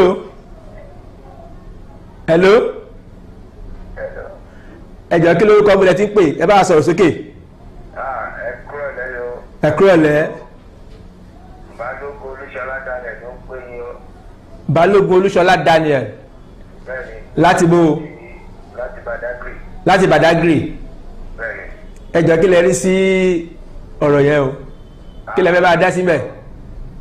mo fẹ́ kẹ́ bá wa advice gẹ́gẹ́ bí ìtàkùnṣe sọ̀rọ̀ yẹn ẹ bá wa advice àwọn youth even not only the youth àti àwọn èèyàn pátápátá èmi máa ń sọ wípé ọjọ́ tí àwọn ènìyàn máa bá ti pinnu wípé àwọn òpówó lọ́wọ́ ẹnikẹ́ni ọjọ́ ẹ ní ètò ìdìbò Nàìjíríà yìí ló máa dà torí ẹni tó ti gbowó lọ́wọ́ ẹ̀ sí owó tó ń gbà lọ́wọ́ ẹ̀ ṣe oníṣàgbò wá owó tó máa fi rán padà ẹlòmíì kan tó gbogbo owó tó fi ṣe kíní ó lọ yá ni ó dẹ̀ ti promise oríṣiríṣi ó dẹ̀ ẹlòmíì kan kò yá ṣe náà rí ọmọ aníkẹ́ni kan sponsor ọ̀rọ̀ ẹ̀dẹ̀ promise ẹ̀ lóríṣiríṣi kan tó máa ṣe òun so many things of that ẹ bá wa gba àwọn èèyàn wa níyànjú pé kí wọ́n má ta ọ̀la wọn mọ́ ẹ ṣe kí wọ́n dẹ̀ máa gba àkọ́kọ́ lọ́wọ́ ẹnikẹ́ni ẹ ṣe o ìjàmbá lè faradà bẹ́ẹ̀ àkókò bá sọ wípé Nàìjíríà yà máa ní sórí ẹ ṣe gan ẹ ṣe gan bọ̀dá wa láti ìlú Badagry àwọn èèyàn náà ti ń gbọ́ bẹ́ẹ̀ ṣe ń sọ yẹn ẹ ṣe gan. Okoli àwọn náà ń gbọ́. ẹ ṣe gan o. ẹ ṣe gan o ẹ ṣe ẹ̀yin lẹ ẹ advice àwọn ọ̀dọ́ lọ ni. àwọn tá a jẹ́ ọ̀dọ́ làǹgbà ẹ wo ọjọ́ iwájú wa ó ṣe kókó ó ṣe pàtàkì ẹ má jẹ́ kẹ́nikẹ́ni ó lò wá láti lọ ṣe jàgídíjàgan tàbí ká lọ dàbí kan rú nítorí pé àwọn tó ń lò yìí àwọn náà bímọ o wọn ò lo àwọn ọmọ tí wọn ó ṣe jẹ́ pé wọ́n nìkan ni wọ́n á ránṣẹ́ ẹ̀dẹ́ tòlótòló ẹ dákun torí Ọlọ́run ẹ jẹ́ ká má san aṣọ irú ẹ̀sọ́ lò wọ́n ẹ jẹ́ káwọn náà mọ̀ pé alọ́jọ́ iwájú tó dáa tó bá ti rán wa ẹni káwọn náà rán àwọn ọmọ tí wọn tó bá yẹ kó rọrùn bẹ́ẹ̀ káwọn ọmọ wọn lọ ṣe ẹ̀yìn ń tẹ̀yìn ẹ jáwọ́ kúrò nínú àpótí òyọ̀ ẹja gbómi lákaná. Mr. Okoli. yes solution ló ń ṣe kí wo máa fa poster ya solution ló ń ṣe kí wo máa destroy billboard if you destroy billboard o if you tear poster it will not make them not to enter nǹkan tí solution tí ó wà ní pé call yourself ẹgbẹ́ aláta ẹgbẹ́ oníyọ̀ ẹgbẹ́ ọlẹ́rọ let us come together this is the person tí àwọn fẹ́ the voice of the people is louder the voice of the people is voice of God tí ìwọ bá sọ pé okay fine this is the person táwọn máa dìbò fún àwọn ògbà wọn náírà lọ́wọ́ tiwọ́ ìwọ jẹ́ kí life wa wọ́n dá ṣe free education fún wa ṣe transformer fún wa ṣe good road fún wa let our living be okay wọ́n ṣe fún wọn ìwọ òkè má fún wa ní domi gbé domi ìwọ lọ gbé domi gbé rice ìwọ lọ àfẹ́ they will listen they will do your bidding nítorí pé kí ni ìwọ stand lórí right and that is the thing that is the new generation that we want in Nigeria that is the new Nigeria John torí Ọlọ́run jáde vote for the candidate of your choice and stand on it so that we should do something that will make the nation a better nation and that is what I will till we see that is it o that is your brother tó ń pè Francis Okole ló sọ fún ẹ vote wisely and vote your choice. ẹ ṣe yẹn lálé wọ́n ní kí n dùn púpọ̀ wọ́n ní ń báyìí náà lọ́bẹ̀ oge ibi tá a máa fi orí ètò náà tá a máa fi sọlẹ̀ sí rè mọ̀ pé gbogbo nǹkan tí à ń sọ láti iléeṣẹ́ Wisdom television yìí gbogbo ẹ̀ náà ló ń yé wa a máa ń sọ kankan fún yín pé iléeṣẹ́ Wisdom ò ní báyìí ń he àti òlọ́mọ́nú a máa jẹ́ kó máa yé yín ni ìgbésẹ̀ tí wọ́n máa gbé ìgbésẹ̀ tí wọ́n eléyìí tẹ́ bá gbé ìgbésẹ̀ ilé kò máa ní dáa ṣùgbọ́n ìyẹn gbé ìgbésẹ̀ yìí wò ẹ̀ rí pé ọ̀nà tó ṣe kí ni ọ̀nà tó dáa ni ìyẹn la ṣe ní àwọn àlejò pàtàkì tí wọ́n lóye tí wọ́n nímọ̀ ẹ̀ rí pé wọ́n bá wa sọ́nà Ọlọ́run á jẹ́ ká lè gbọ́. Mo dẹ̀ tó ń bẹ ẹ̀yin tí ẹ jẹ́ olóṣèlú náà, wọ́n ní tí wọ́n bá wá yín wá ìgbà tí ẹ bá fẹ́ dìbò ẹ máa lọ sọ́dọ̀ wọn, ẹ lọ máa dọ̀bálẹ̀, ẹ lọ máa ṣe gbọ́ ẹ̀. Ṣùgbọ́n tó bá ìgbà tí ẹ wọlé, kí ló dé tẹ́ ẹ máa ń lo tinted glass? Kí ló dé tí ẹ jẹ́ kí wọ́n tún máa wọnú ilé yín nígbà tí ẹ ń bẹ̀ wọ́n yẹn? Ok, tí wọ́n bá wá wọn á kérò àbí wọ́n wá gbowó. Ṣùgbọ́n nígbà tẹ́ ẹ fẹ́ lò wọ́n yẹn ṣe lọ ń bẹ̀ wọ́n, ẹ jẹ́ kí yẹn ẹ má yẹ ká ṣe yẹn mọ́. Ẹ jọ̀ọ́ torí Ọlọ́run. Mr. Ọpẹ́, mo dúpẹ́ lọ́wọ́ yín. Mr. Okoli, ẹ bá mi kí àwọn èèyàn kẹ́lẹ̀ bá mi sọ̀rọ̀ lórí PVC fún wọn kẹ́ bá wa dágbére. tó ẹ̀yin ara lé ẹ lọ gba PVC yín kẹ́ ẹ dìbò yan ẹni tó bá wù yín, ẹ má jẹ́ kí wọ́n ra ìbò yín o. Ọpẹ́yẹmí Oyinwọlá ló ń dágbére lórí ètò lónìí. A tún pàdé lọ́jọ́ mẹ́jọ lórí àkọ́tún ètò. Mr. Okoli. Yes, we will meet again, we will meet again because we must meet again. For your brother, your friend, Francis Okoli is telling you, collect your PVC. Má ta fún everybody, má ta fún anybody, má keep ẹ̀ nínú ilé. Jáde lọ́jọ́ election, kí wọ́n vote to the candidate of your choice. And that is well with you. Till we meet again, it's your brother that is the hammer on top of the nail. Bam, we see. Ẹ ṣe àtúnfẹ́ àsìkò ya fi ń kí ẹni tó jẹ́ kí iléeṣẹ́ yìí kó máa ṣe kíni kó máa gbèrú sí i. Àwọn ni alága àti olùdarí iléeṣẹ́ Wisdom Yard Television Noah ọmọ ṣìn tí gbogbo èèyàn mọ̀ sí Àjàlá. À ń fi àsìkò yìí àfi ń dúpẹ́ lọ́wọ́ yín nítorí pé tí ò bá sẹ́yìn kò sí nǹkan tó ń jẹ́ Wisdom. À ń fi àsìkò yìí àfi ń dúpẹ́ lọ́wọ́ gbogbo ẹ̀yin tí ẹ pè wá wọlé láti Ìjẹ̀bú Òde, láti Libya, láti Badagry, káàkiri bẹ́ẹ̀ dábẹ́kúta. À ń dúpẹ́ lọ́wọ́ yín àmọ́ lóore o. Libya lọ́hùn ẹ ṣe gan-an. A tún fi àsìkò yìí kí gbogbo ẹ̀yin tí ẹ wà ní iléeṣẹ́ agbára ní Wisdom Television, àkí Mr. Fisi, àwọn Emos, àkí gbogbo yín, Mr. Ṣọlá, gbogbo èèyàn lákì. Àfi àsìkò yà fi dúpẹ́ lọ́wọ́ yín. Èmi ọmọ yín náà ni Olúwaṣèyí ọmọ lọ́mọ tí gbogbo èèyàn mọ̀ sí kọ́gọ́ ọmọ kò dú oríwù. Ní ọ̀sẹ̀ tó ń bọ̀ a ti máa pàdé lórí ètò Aníyìkáyé lẹ́tọ̀, ètò l'Aníyìkáyé. Ẹ ṣé gan.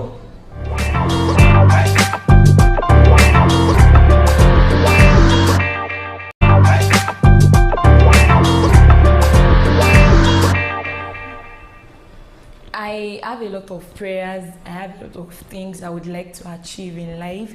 I have a lot of wish lists. But one major thing I pray to God about every time is to become a good parent. Very interesting. Because becoming a good parent is actually the best thing you can do for yourself and for your children. We see a lot of things flying around on the social media, how some parents will do some certain things and you'll be like, how did this person become a parent? And parenting is not just about giving birth. You know, the moment you give birth, you automatically becomes a parent. And for actually parenting is more than just giving birth. We find people that they've never even birthed anybody in their lives and they are parents. We can call them parents. And of course, the essence of this show is to, you know, check or delve into some certain present issues that we can't just overlook. We can't just say it's normal, what's our business? No, we just have to talk about them. You know, this is the show Let's Talk, showing on Wisdom Yard Television. I have with me Ayomiko, and today we want to talk about how your parenting affects you. You know, there's one particular thing I say every time, that your environment actually defines you. Of course. I say it every time. I say it every time. Everybody is just like a product of their environment. So whatever it is that an individual does, you can trace it back to where did she come from. You know, that's when you see, you know, all these Nollywood movies, when a child takes somebody home, you know, to marry, they be like, hey, where are you from? Who's your father? So just to trace. And before we talk about the environment, the social gathering and all, we will talk about your family.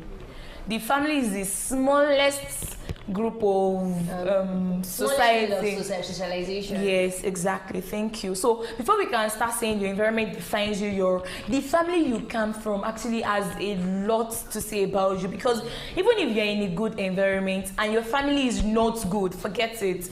Your environment might actually have a positive or negative impact on you, but your family will still define you to a reasonable extent. You know, while now this did not happen to me alone. I'm sure a lot of people, Ayomiko, you must have experienced it before. You know, while I was growing up, I'm the only girl of family of 6. parents inclusive. That means the children are 4. My dad, my mom. While I was growing up, being the only girl, my mom is always, Finn, do this, Finn, do that. Finn, have you washed your brother's plate? Finn, have you cooked? Finn, have you? And I'll be like, Mommy, calm down. Being the only girl, fine. I have an older brother. That one, he'd been in boarding school since JSS1, so he wasn't always at home. I was always at home with myself and my immediate junior brother. You know, he's always feeling this, feeling that, and all every time. Although my brother works, but then he's still yes. So I was now feeling like, at a point I started feeling like this is not my mom. I was probably adopted into this family because it was getting too much on me. But thank God for those lessons actually, because even though let's leave that aside. So while growing up, it was like that for me. Now I am 13 years older than our last born, so you can see the gap. Then when mommy had that boy, you know, I was expecting that the same way she brought me up, the same way she would say, Finn, why did you not clean the table? Finn, why did you not pack your plate? Finn, your shoes are dirty. Finn, my mom was just there. Even when the boy does anything, she'll just be, oh yeah, sorry. When the boy, you know how kids are now, they will find your trouble and you beat them. My mom will start being, Finn, why did you beat your brother? Why did I beat my brother? He offended me. You know, the whole story is just to point to the fact that our parents become less maybe less active. Yeah, I actually got less active, but I don't want to use less active in training our younger ones. Why? When at the point when they are training the older ones, yes, they are still active. Okay. As I said, less active. So they become less strict. Yeah, that's the word. At that moment, it's still new. It's new. You're just the one, or you yourself and just your brother. So at that, the whole of their energy, the whole of their strength, they want to correct you. And so at the moment they are doing that for you, they believe that, okay, I've done this for this first one. All right. Then your siblings, you should be the one to pass it on. So when your siblings does anything wrong, you take responsibility. Because they believe that, that this is just one thing my mommy will do. Whenever my mommy comes home and she says that there's something that is done wrong, my mom will say that, you are at home. Because the only thing is that I'm the firstborn. So I don't have choice. Everything, my mom was like, when this happened, was Ayomiko around? Yes, mommy, she was around. She was even the one that's the problem. That's the end. That's the beginning of my problem. My mommy will say, all of you, everything that you've done, now I'll be the one to suffer. Mommy will be like, why will you, don't you know how I do this thing? Why will you allow her to do it this way? Can't you tell her this is how she's supposed to do it? So since all these days, everything I've been showing you, you don't know. When my mommy wanted to teach me how to cook, my mommy never said, okay, you pour this amount of rice. No. My mommy just expect me to learn. I'll be in the kitchen with her whenever she's going to the kitchen. So as she's cooking, she believes that I'm already getting it. So, but when my siblings want to start cooking, I can still remember the first meal my sister made. It was even her noodles, and she was the one that wanted to eat it. My mom was like, go and cook it. She doesn't know. She burnt the noodles, and at the end, my mom was still blaming me that. Why did you not put that through? Mommy, when I was learning my own, nobody was there to put me through. It's just... My mom would just say, oh yeah, go and make amala. If the amala should have any lumps, then you're in trouble. She will tell you that if that's it's too soft, that's what you eat. If it's too morning, hard, afternoon, and night. But when it comes to my siblings, she did not do that. So the thing is just that they are believing that they've trained the first ones in order to pass on the morals, to the upcoming one. And they feel like at this moment I'm getting old. You know, most of them, it's not like they are getting old, but they feel like it's at the point where they need to retire and just keep on enjoying what they. And then they are just trying to. I want to believe they feel like I'm trying to build you. If tomorrow you come home to say, "Mommy, I want to get married," how do you want to treat your children? You're trying to teach you some elements. So of should we now say that our parents are using our younger ones to teach us parenting? Because exactly. I can actually see it from that view because let me use myself as an instance. Okay. My youngest brother, which he actually happens to be the last born. whenever I go home, while I was in school, whenever I go home, she'll be like, hey, big sister, I want to tell you something. Hey, when you're not around, mommy did this. He will start explaining everything. Like, hey, okay. So what do you now do?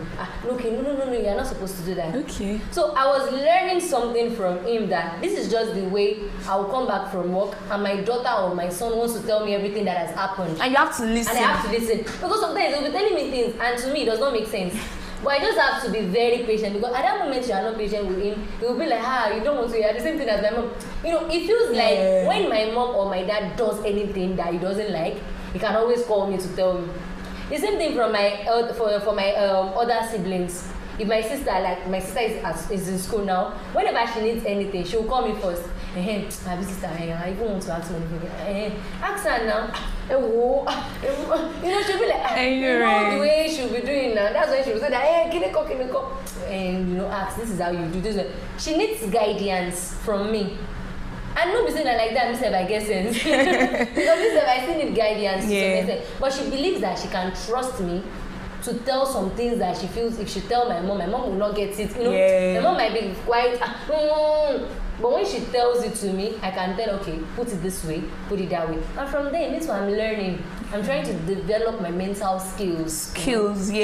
But one particular thing that bothers me a lot is the fact that our African parents, they feel like I have to be very strict to impact knowledge, to impact moral lessons to my kids. Some of them, you know, while I don't know, probably that was the same way they were brought up. Okay. You would hear parents give references of, while I was in primary school, I walked 10 kilometers to school. That's you. I walked 100 meters. That was you, not me. You know, things have changed, but African parents, they believe that I just have to be strict. If I don't, you know, if I don't shine my eyes, if I don't do this, if I don't shout, if I don't scream, these kids will not listen. And based on what you just said, this is to bring to the notice of the young parents, I mean the Gen Z parents. All right. Not Gen Z now, but the parents that we have now that are bringing forth Gen Z. They need to understand the fact that this Gen Z have a wider scope than the millennials. Gen Zs don't want to be instructed. You know, they want to have a mind of their own. They want to be able to do things by themselves. So the parents have to have an excellent listening skills. So the parents need to understand that about it. So maybe when you were young, when your parents were raising you, they were always about, okay, have you eaten? Okay, provide necessary things. Because of course, okay, this is just me trying to express myself.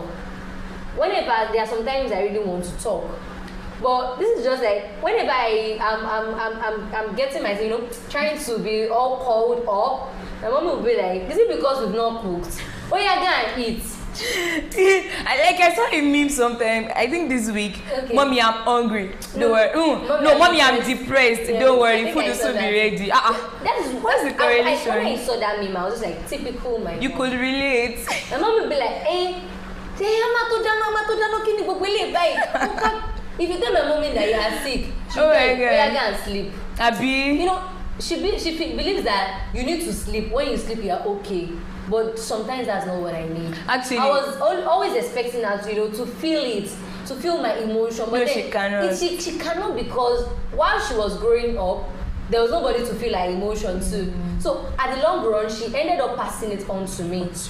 But I don't want to do that to my children. When my children talk, you know, I'll be like, okay, let's talk. Let's talk. All right, thank you so much. You know, our parents, I cannot dispute the fact that we have stubborn kids that until you beat them and they start bleeding, even some of them, you beat them to the point of dying, they will still not listen. But then it doesn't apply to everybody. Some kids become primitive, they become timid as a result of wild to some extent. As a result of the way the parents used to scream and shout and all of those things. And there's one particular now this conversation would lead me to something else. The process of your mom shouting at you, just mentioned it. Your mom doesn't feel your emotions, but you want to feel your own children's emotions. But do you know that at the point of you trying not to do what your parents are doing, you still become like them? For instance, okay, I have this particular friend. he came from an abusive family. The dad is always beating up the mom. So he said he doesn't want to be like the dad. The dad has anger issues, like any small thing, Baba don't flare up, like, are you okay? Are you know, that kind of thing. He said he had to, you know, it took him intentional efforts to, in fact, when he gets into a fight with somebody, he doesn't, even if now man to man, he will just walk away, let alone of a female. So he's trying to be intentional about not being abusive, but then the anger issue is still there. The point when you are trying to not become like your parents, you end up becoming like them. Why is it more that? Or even more that? Like, Okay, it's always. I get your point now. That's just like typical me. All right. But I wouldn't be able to dwell much on it because it's actually personal. I'm this kind of person that I get so emotional. But I was brought up in a way whereby I was told to be responsible for my siblings, responsible for myself, and I have to do something that I should be accountable for. Yeah. That has always been the background to me. So whenever anything happens, I don't watch out for myself. I end up watching out for others. At the detriment of my own happiness. And that is something that started from my background. So whenever I'm in a place and someone yells at me, I tend to have this kind of arrest, so to say. Like my body, the whole of my system, I actually lose focus. That's the kind of person I am. And it started not from now, but from when I was young. But at the end of the day, I ended up, I now when I feel myself, I do some certain things that I'll be like, hey, I'm cool. You know, when I see kids around me and they do any little thing, you just see me yelling and shouting. I'll be like, this is just what I won't accept. I'm trying to correct it for myself. And it's should I call it, it's just the subconscious mind. It happens.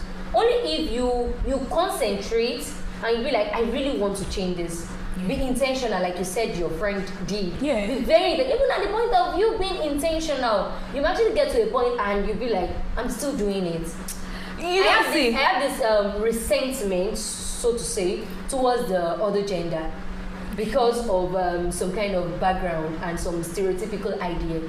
So when I get into a relationship with you and you just show me some things, I'll be like, this is, it's coming up again. You know, it's coming, I can't deal. You know, I don't want my parents' type of marriage. I want my own kind of marriage. And I'm not using anybody's marriage to start at the point of further. No, I want my own. So at the point of me wanting my own, any little thing a guy does to me, I already see it as a red flag. Even though at sometimes I feel like, hey, why it's not up to that. Why don't you just talk it out? Why don't you chill? Why don't you just... But once I see it like this automatically, I'm like, no. So at that point, I don't want my marriage to be like my parents' marriage. I don't want my relationship to be like my parents' relationship. But I'm now overdoing it. I'm taking it off. Like it's now been something like a traumatic for me, and I can't handle. So somebody that is coming into my life or somebody seeing will be like, why is this one like this? So our parents need to do so much. They need to do better at raising us because children are just they are like collectibles. They pick whatever it is. They don't even know. They just pick it up. So the little things I picked from my own family is what is defining me till now. Yeah, of course. But it's just a reason that I feel like you need to put yourself first. But even at that, at some point, I'll still see myself doing it again. See, at some point, my youngest sibling wants to be, in fact, not one, every time he just wants to be clingy. He likes to be clingy. And me, he hates it. No, they touch me, you know, that kind of thing. But I don't have a choice. Sometimes he would want to peck me. Let me peck you. Let me hug you. Let me comb your hair. If I remove my wig, you will wear it. If I remove my bra, my brother would wear it. You know, those kinds of things. And at that point, I'll start shouting. They made me stop it, leave my things. Then, you know, when I finish shouting, I'll now come back to my consciousness like, Finn, you are not supposed to. Exactly. And at that point, the boy is already at one corner, you know, sober and already cry. I'll now call him, come, I'm sorry. You see, our parents can't say, I'm sorry. I've not, you know, okay. I'll say, hey. You better come and eat. Mommy, you are seeing this show, I know, but then you've never told me you are sorry. Because rather than saying they are sorry, they would if you come and see these slippers, I just go to I don't want. Tell me you are sorry. Are you not hungry? Or are because you... of what I said now, you will not eat, Abi? If you don't want to, you don't eat. My parents corrected me and nothing happened though. You know, that kind of thing. So I'm trying as much as possible to not do what I don't like. But in the real sense, it's very, very hard. Like, very hard. When I say Temimi don't do, I'm using Temimi as a reference because he's my youngest sibling and he's always the one giving me problems. He's the one making me become or look like a parent already. Because at my age, of course, most of my mates are already parents. So I'm saying that boy as Finn, this is your child. Train this child or relate to this child as much as you would want to with your own children. So when it comes to me to say, my auntie Shekini Koke, I wouldn't talk. I'll just listen. So what did you now say? In the real sense, what do you think your auntie should have said? You know, I will give him that kind of audience. There was a time he loves music. He plays the keyboard. He's just 10 years. He plays the keyboard really well. And then I'm like, why can't you enroll in your music school or your music teacher? Just let him tutor you and all of those things. He was like, my uncle is always busy. No, let's do it this way. When you get to school tomorrow, go and meet him. Say, Mr. Kineko, I want you to do this. He was like, I cannot. You can do it. You know, those things I did. Fine. At some point, my parents did those things to me, but then it was not as evident as. So our parents, it's so sad that the things we experience, we would not want to go. Unconsciously, we would just start exhibiting those things. Should we even talk about parents that build their kids? I understand the fact that at some point, of course, when you grow up as parents, you expect that your children should be accountable to you. Yeah, sure. They should be able to, start taking care of you. You want to start reaping the fruit of your labor, like we say in Nigeria, that kind of thing. But then some parents overdo it and they make their children go extra mile to do things they are not supposed to do. There's this popular lady on the social media who do, of course, I can't mention her name here. When I start talking about her, a lot of people might be able to relate, but then she's into prostitution, and she said her mom knows about it, and this girl is just around 21, 22. But if you see her, you think she's 27, 28, she has the physique and all, but that's not the point. The point is, why? Some parents, we understand that you must have labored so much, you must have gone through a lot of things to provide. In fact, the child might even go to he might have gone to a private university, best schools. But then you shouldn't pressure these kids into doing what they are not supposed to do. There's a particular town somewhere in the States in Nigeria where some mothers would get their children laptops to learn Yahoo. I mean, it's that bad. I know that particular area. We shouldn't even. It's that bad. Why? See, parenting is just more than giving birth. I'll keep saying it. Mofi, I would like to go back to our previous show that we spoke about entitlement. Right. See, there's nobody as entitled as our parents. Of course, they should be. They should. To a large extent. But you need to equip that child to some extent before you start asking for returns. Fine. See, till this stage that I am, with the fact that my mom knows that I'm working, whenever I have time to go home and I'm going back, she'll be like, I don't really have much, but then add this to that's my dad. She'll be like, I'll be like, I'm not supposed to be. I'm sorry. Okay. Last year Christmas, I went home. Like, I just had to go home for Christmas, and then when I was going back, Daddy was going to drop me at the park and all. When I was about to leave, he said, wait, now let me give you money. He gave me some amount of money, and I was like, Daddy, I'm not supposed to be collecting money. Okay. He was like, you want, Abby? You know what? I said, I want. Yeah, for New Year, it's just a week. I went home again. While I was leaving, he was in the bedroom trying to rest. Dad, I'm leaving. No, take care of you. I'll see you later. He was like, bring down my shirt. I think I still have some. Daddy, don't worry. He said, you are still my baby girl. You are still my daughter. If I give you anything, and I'm like, no, Daddy, no. This is a new year. I should. If at all you want to give me anything, you still gave me money last week. That kind of thing. But then some parents, Please go on. That's what I'm saying. So my mom will still, even if she does not have any money to give me at all, she'll be like, so before you start chewing the money, let me this is the conflict. Oh yeah. You know, she will still pack some things for me that okay, take it along, just to show that she's really contributing. Yeah. So there are some parents that they are so nonchalant about things like that. They'll be like, you graduated though, so at this moment, I'm expecting that at least you are working. You know, you're working. How much are you getting as salary?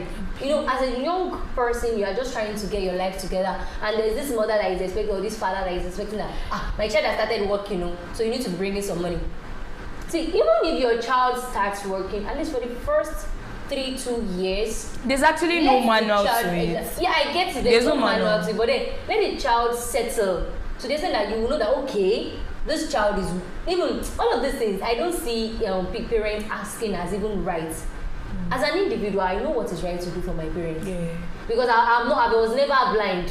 I saw the struggle growing up. I saw all of things they did.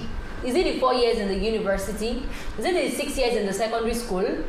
Or is it the 6 years in the primary school? The pocket money. Yeah. The mommy, please send me money. You know, the diaper, all of these things. It's actually a lot of it, and we need to get to a stage whereby we return. But it shouldn't be something that it has to be by force.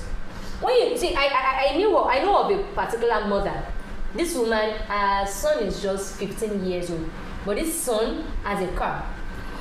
Has a car, you see? Has an apartment and all of that. 15. This child is into internet fraud.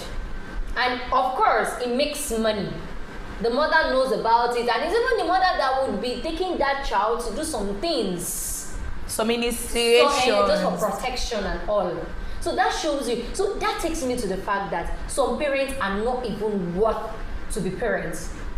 Because most of them, age 10, age 12, they just met with one man and they got pregnant. Age 10, I'm just trying to put it together that, you know, they are just, maybe some of them just finished secondary school. Not even about education now, because there are some people that are not even educated. We have mothers of the ages past. Of course. They don't even attend any school and they parented the right way. When we talk about parenting, you see, this our generation has nothing to write home about when it comes to passing on morals.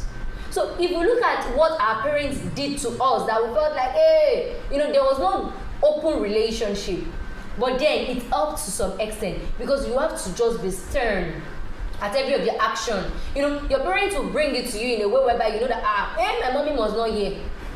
That was the yeah, you see, talking about like, I'm sorry. All right. Not like that fear is not necessary. Let your children be free. But those fear that was instilled in us actually is what is helping some certain people till date. So those parents that are billing their children are just going overboard. You can bill your child, that is when you see, you know, I can imagine my son works maybe with Chevron, has his own apartment, you know, he has his car, he's building his family. He's fine. He's fine. And if he says, okay, mom, I want you to go, you know, just go on vacation in the United Kingdom, I'll be like, oh, thank you, my son. Oh, this is what I want. Or just be like, okay, maybe my child works in a very good company and at least still earns like 200,000 per month. And he decides to say, okay, mommy, this week I want to give you 10,000 naira. Of course, it's welcome. I can even say, oh, my son, my drugs. And it's okay, look, no problem, mom. I'll buy it for you next week. It's showing me that he has a profitable stream of income. Yeah. He's financially stable. So if he gives me something, he's accountable. Yeah. I can be like, okay, of course it works here. And he hears this, so if he's giving me 10,000 naira, it's just a chicken change, so to say. So that's the legal way, not you having a child that is still in the university. Ask a some child to send you money. Somebody that is still looking for money for handouts. See, actually, if somebody in the university sends money home to the parents, probably she has this online business or she's working. But it's not like somebody that's doing online business sending the mother 1 million, 2 million. Stop it. Now this is it. I just want us to be very explicit. Okay. You know, so we wouldn't send out the wrong ideas. We are not saying children shouldn't take care of their parents. No, of course, I'm that not is the that. basic thing to do. And we are not saying parents should not ask their children for stuff. But when you know your children can't afford a particular thing, don't ask them for it. I can't imagine somebody that earns, let's say, 50,000 naira per month, and you want that kind of girl now, not even the boy child now, that kind of girl to get you a car. A car is even too much, okay? Or to get you a phone worth 400,000 naira. Where do you expect her to get this money? Some expensive. Do you know that out of that 50,000, she'll pay house rent? She'll eat. Suspicion. And as a lady, there are some lady hygiene that needs to be done. She will take care of that. And still as a lady, she'll still want to look beautiful. Hair, makeup. So basically, this thing is not even gender restricted, yeah? But then parents, you can actually do better in. The main reason I had to mention it is because I've seen it happen several times, and it saddens my heart. Like, why would a parent do such? Why would you do this? This person is just a kid. What if this person was at your age? We know how your parents will bring in.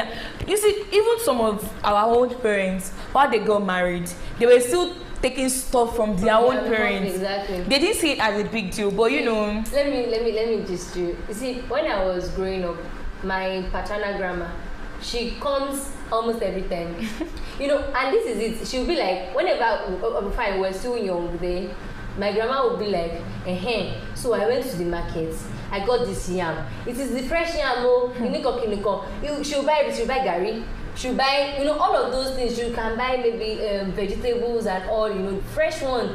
She'll buy it. She'll now call my daddy. Okay. Hello? And she will still collect her money. Nobody says she don't go collect. Okay. She will just buy all of those things. And sometimes she cannot I saw some she will buy it. She'll be like, I bought it for you. Or sometimes she will just come around and she'll bring things around. That is just sometimes I will be like, Grandma, she's just being responsible. And it's not like at that moment my parents cannot afford those basic things. They can. But she just felt like they might not be able to select the best yam in the market. They might not be able to buy the best. She's the one that knows the best. So that's just it. So that's what our parents that's what our grandparents rather did to our parents. But then, so why would this generation parents will now be the one expecting the child to do some certain things to raise money for them when the child is not yet of age, does not have the capacity? That's why you see some certain girls, they'll be in the university. Fine, I'm not against people that are making it big. I'm not against them, but they'll be in the university, but because they feel like they are responsible to the family, their parents will ask them, they'll start working overtime. I'm not talking about illegal things now. Working overtime and at the end of the day, neglecting their primary assignments. Hustling here and there, and so when it comes to education, it's now like them trying to balance the two. It's not half. It's not their best. So all of that, we shouldn't put unnecessary responsibility on our children. Let them just go at their own pace. Let children be children, and let adults be adults and in due time. Just as it should be. All right. Before we end the show, a video was in the news of a particular child that drugged a child because seeing the news, that girl is not supposed to be called a parent. And now I mentioned earlier that parenting is more than just giving birth. You gave your child a baby. That fine boy tramadol because you wanted to go to the club. You didn't give the boy the tramadol so for you to sleep or because you have a prayer meeting. In fact, I'm just trying to even help her look for a basic reason to go to the club, and then you lost the child. Unfortunately, you lost the child. Now, that kind of person, can we even call that lady a parent? Some children are just flying around giving birth to other children. They can't even take responsibility of. They can't be accountable. It's just like we having chick giving birth to chick. I mean, it's just a lot of people rush in and rush out. Some people don't even know the rudiments of. See, parenting goes beyond just being called a mother, and it goes beyond just being called a father. Yeah. See, and at the end of the day, the mother has a lot of work to do. We wouldn't just find, this is not me trying to talk about the patriarchal society. All right. I'm just trying to talk about it from the point of view of an individual.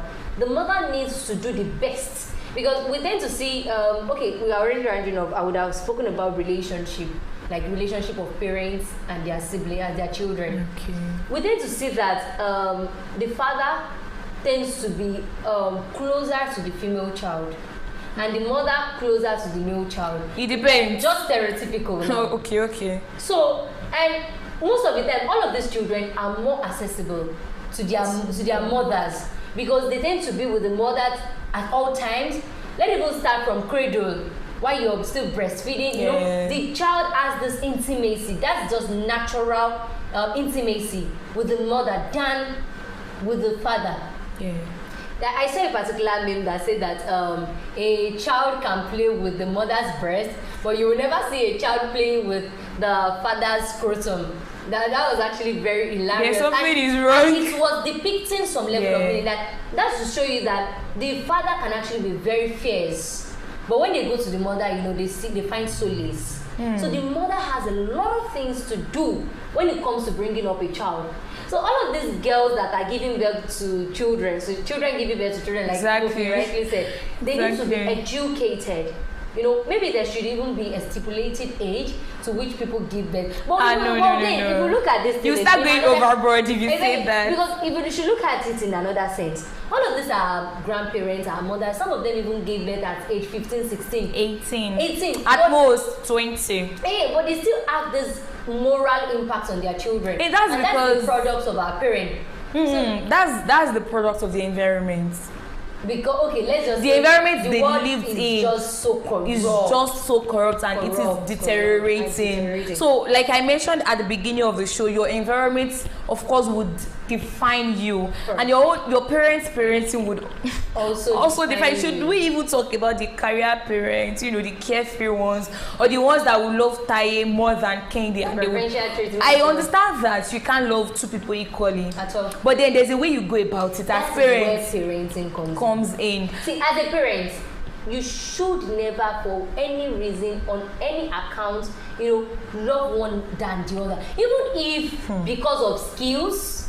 Because of course you can't compare children to children. Even if they are twins, there are some children that you will see Taye excelling in everything. When you talk about this, Taye has an idea. But when you have Kehinde on the other hand, and you be like, stop it. Actually, the thing actually gets to me, people I meet around, when I'm talking, making intelligent conversation, there's some people I'm doing, I'm like, no. But the thing, I just bring myself back to be like, Ayomiko, everybody can be like you. Everybody can be intelligent. That is just how the world is made of. So, as a parent, even if you have that kind of, you feel, look at where Kehinde needs to be worked on. Look at how you can help Kehinde. When we were growing up, my mom would tell me that this one, she's a fast learner. This one, she's a slow learner. So when we want to do anything at home, my mom will be like, okay, let her go first. Because she knows that her going first will still take her 2 hours to get everything that another person will get in 10 minutes. All right. So I'm like, okay, let her go first. Let her do her own. So at the time she's doing, we'll be doing other things. So by the time she will be getting to the point whereby she was almost actualizing, you guys will now meet up. So that's to show you that you are not leaving somebody aside to feel like maybe there's one of my siblings that eats so late. Like when you give food like this, she can eat for 1 hour. She's still eating. She's a slow eater. So sometimes I will be like, okay, what you are eating now? If you don't finish that food in the next 5 minutes, I'll collect it from you and give it to your junior ones. So because of that, sometimes she'll rush it. So that is just you balancing the equation. So I think before we go, I just want to give the submission that these young couples that are coming together, before they start producing children, they shouldn't be in a hurry to reproduce. Okay. There's no late comer to it. It's just stereotypical idea that when you get married the next 9 months you have to carry at least you can decide to enjoy your next husband 2 years, 3 years to enjoy your husband. Discuss this. Are we ready for this? Is our career helping us to go in for this? Can we settle for everything that the children need? And probably if you can go to counselors, go on therapy to correct some ills that you have already, just to help the children you are bringing forth. Sincerely speaking, parenting is not easy. No. I wouldn't say I've been there, but I've trained my junior ones, and of course I know what it feels like to be a parent. Every good parent out there, of course, I don't want to say every bad parent as well. Every good parent out there, everyone that has a child or everyone that has an adopted child, or as long as you are catering for other people, of course, it is still a process of parenting. Shout out to you all, but we can actually do better. We shouldn't let history repeat itself in terms of how we train. We see the world has changed. We can't keep doing things in the old way. So I just believe that things will get better. Thank you for staying tuned. Thank you for staying to the end of the show. I'm sure the show is impactful. Of course, I've learned a lot of things on the show, and of course, I want to believe that you have also learned a lot. Thank you. We'll see you next time on Let's Talk.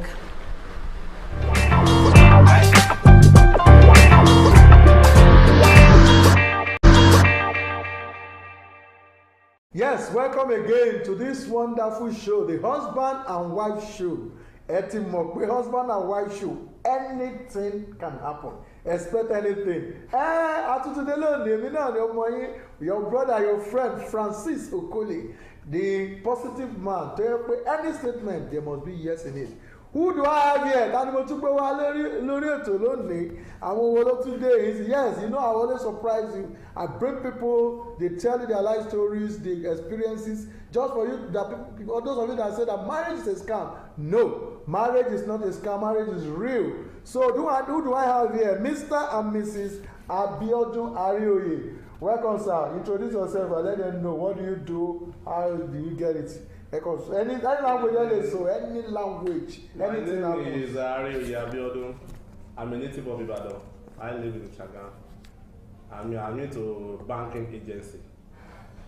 Shembo, that is our bank here, Mr. Arioye. We have a wife, Abishe Auntie. Let's introduce her into that profession. My name is Olufunke Arioye.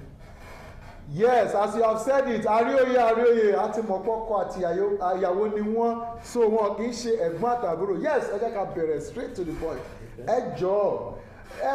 Bí ẹ ṣe wà ní ìsìntẹ́ ẹjọ́ kan tí àìmọ́ ní pé ẹ̀ ń fífa ẹ̀ ń smile, ṣé fake smile ni àbí original smile, àbí báwo ni ó ṣe jẹ́, ṣé how many years ẹ ti wà ní marriage yìí? Actually, we've been into this marriage since 2003.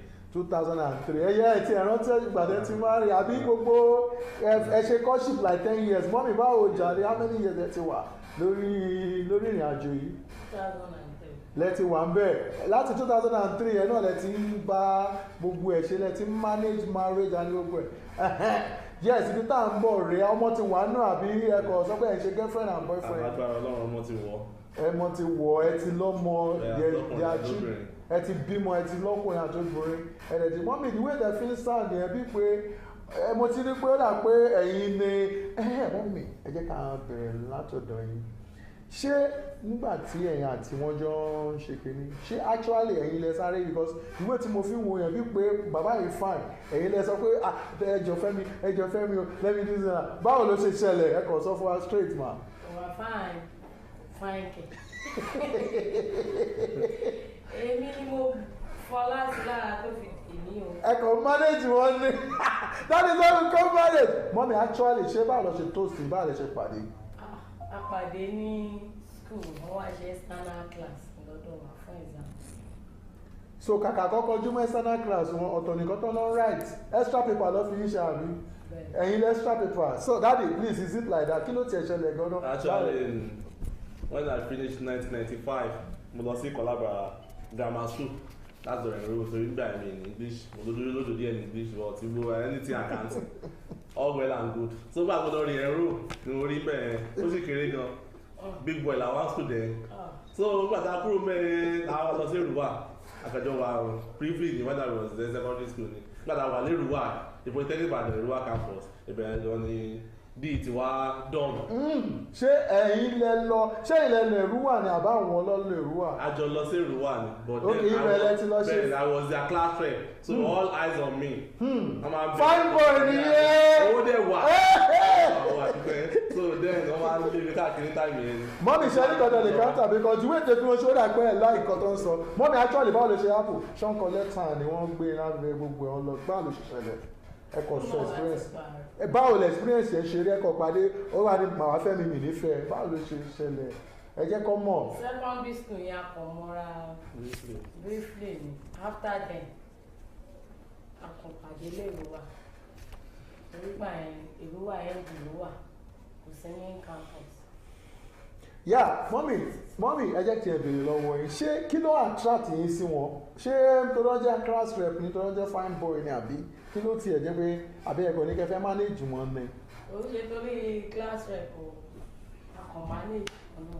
ẹ̀kọ́ manage ló jẹ́ marriage mọ́mì ṣé òótọ́ ni ọ̀gá ó dà pé kọ̀ọ̀kan wà níbẹ̀ bí kò mọ̀ pé àwọn nìkọ́kọ́ he is not only the one in the game kí ló ṣẹlẹ̀ gan-an ẹ jẹ́ ká mọ̀ bó ṣe ń lọ. actually nígbà tá a máa ríra ìgbà yẹn ni ayé lamadesi náà tí wọ́n ní wọ́n lọ fa wàhálà school tí wọ́n da school gbà yẹn so sí school for a very long time ìjọ ẹ̀ mo kàn ṣeré jáde a wà ní holiday bá lọ sílé àpàwà school ní Èrúwà mo kàn ṣeré jáde mo kàn fi rí ọmọ eré Èrúwà mo ti mọ̀ lé Kọlábà tẹ́lẹ̀tẹ́lẹ̀ tó dẹ̀ fi bẹ̀rẹ̀ nígbà yẹn bọ̀ ó náà dẹ̀ ẹ̀kọ́ pé kó ọmọ wa báwo ṣe. àjọ wà ní same class ni actually.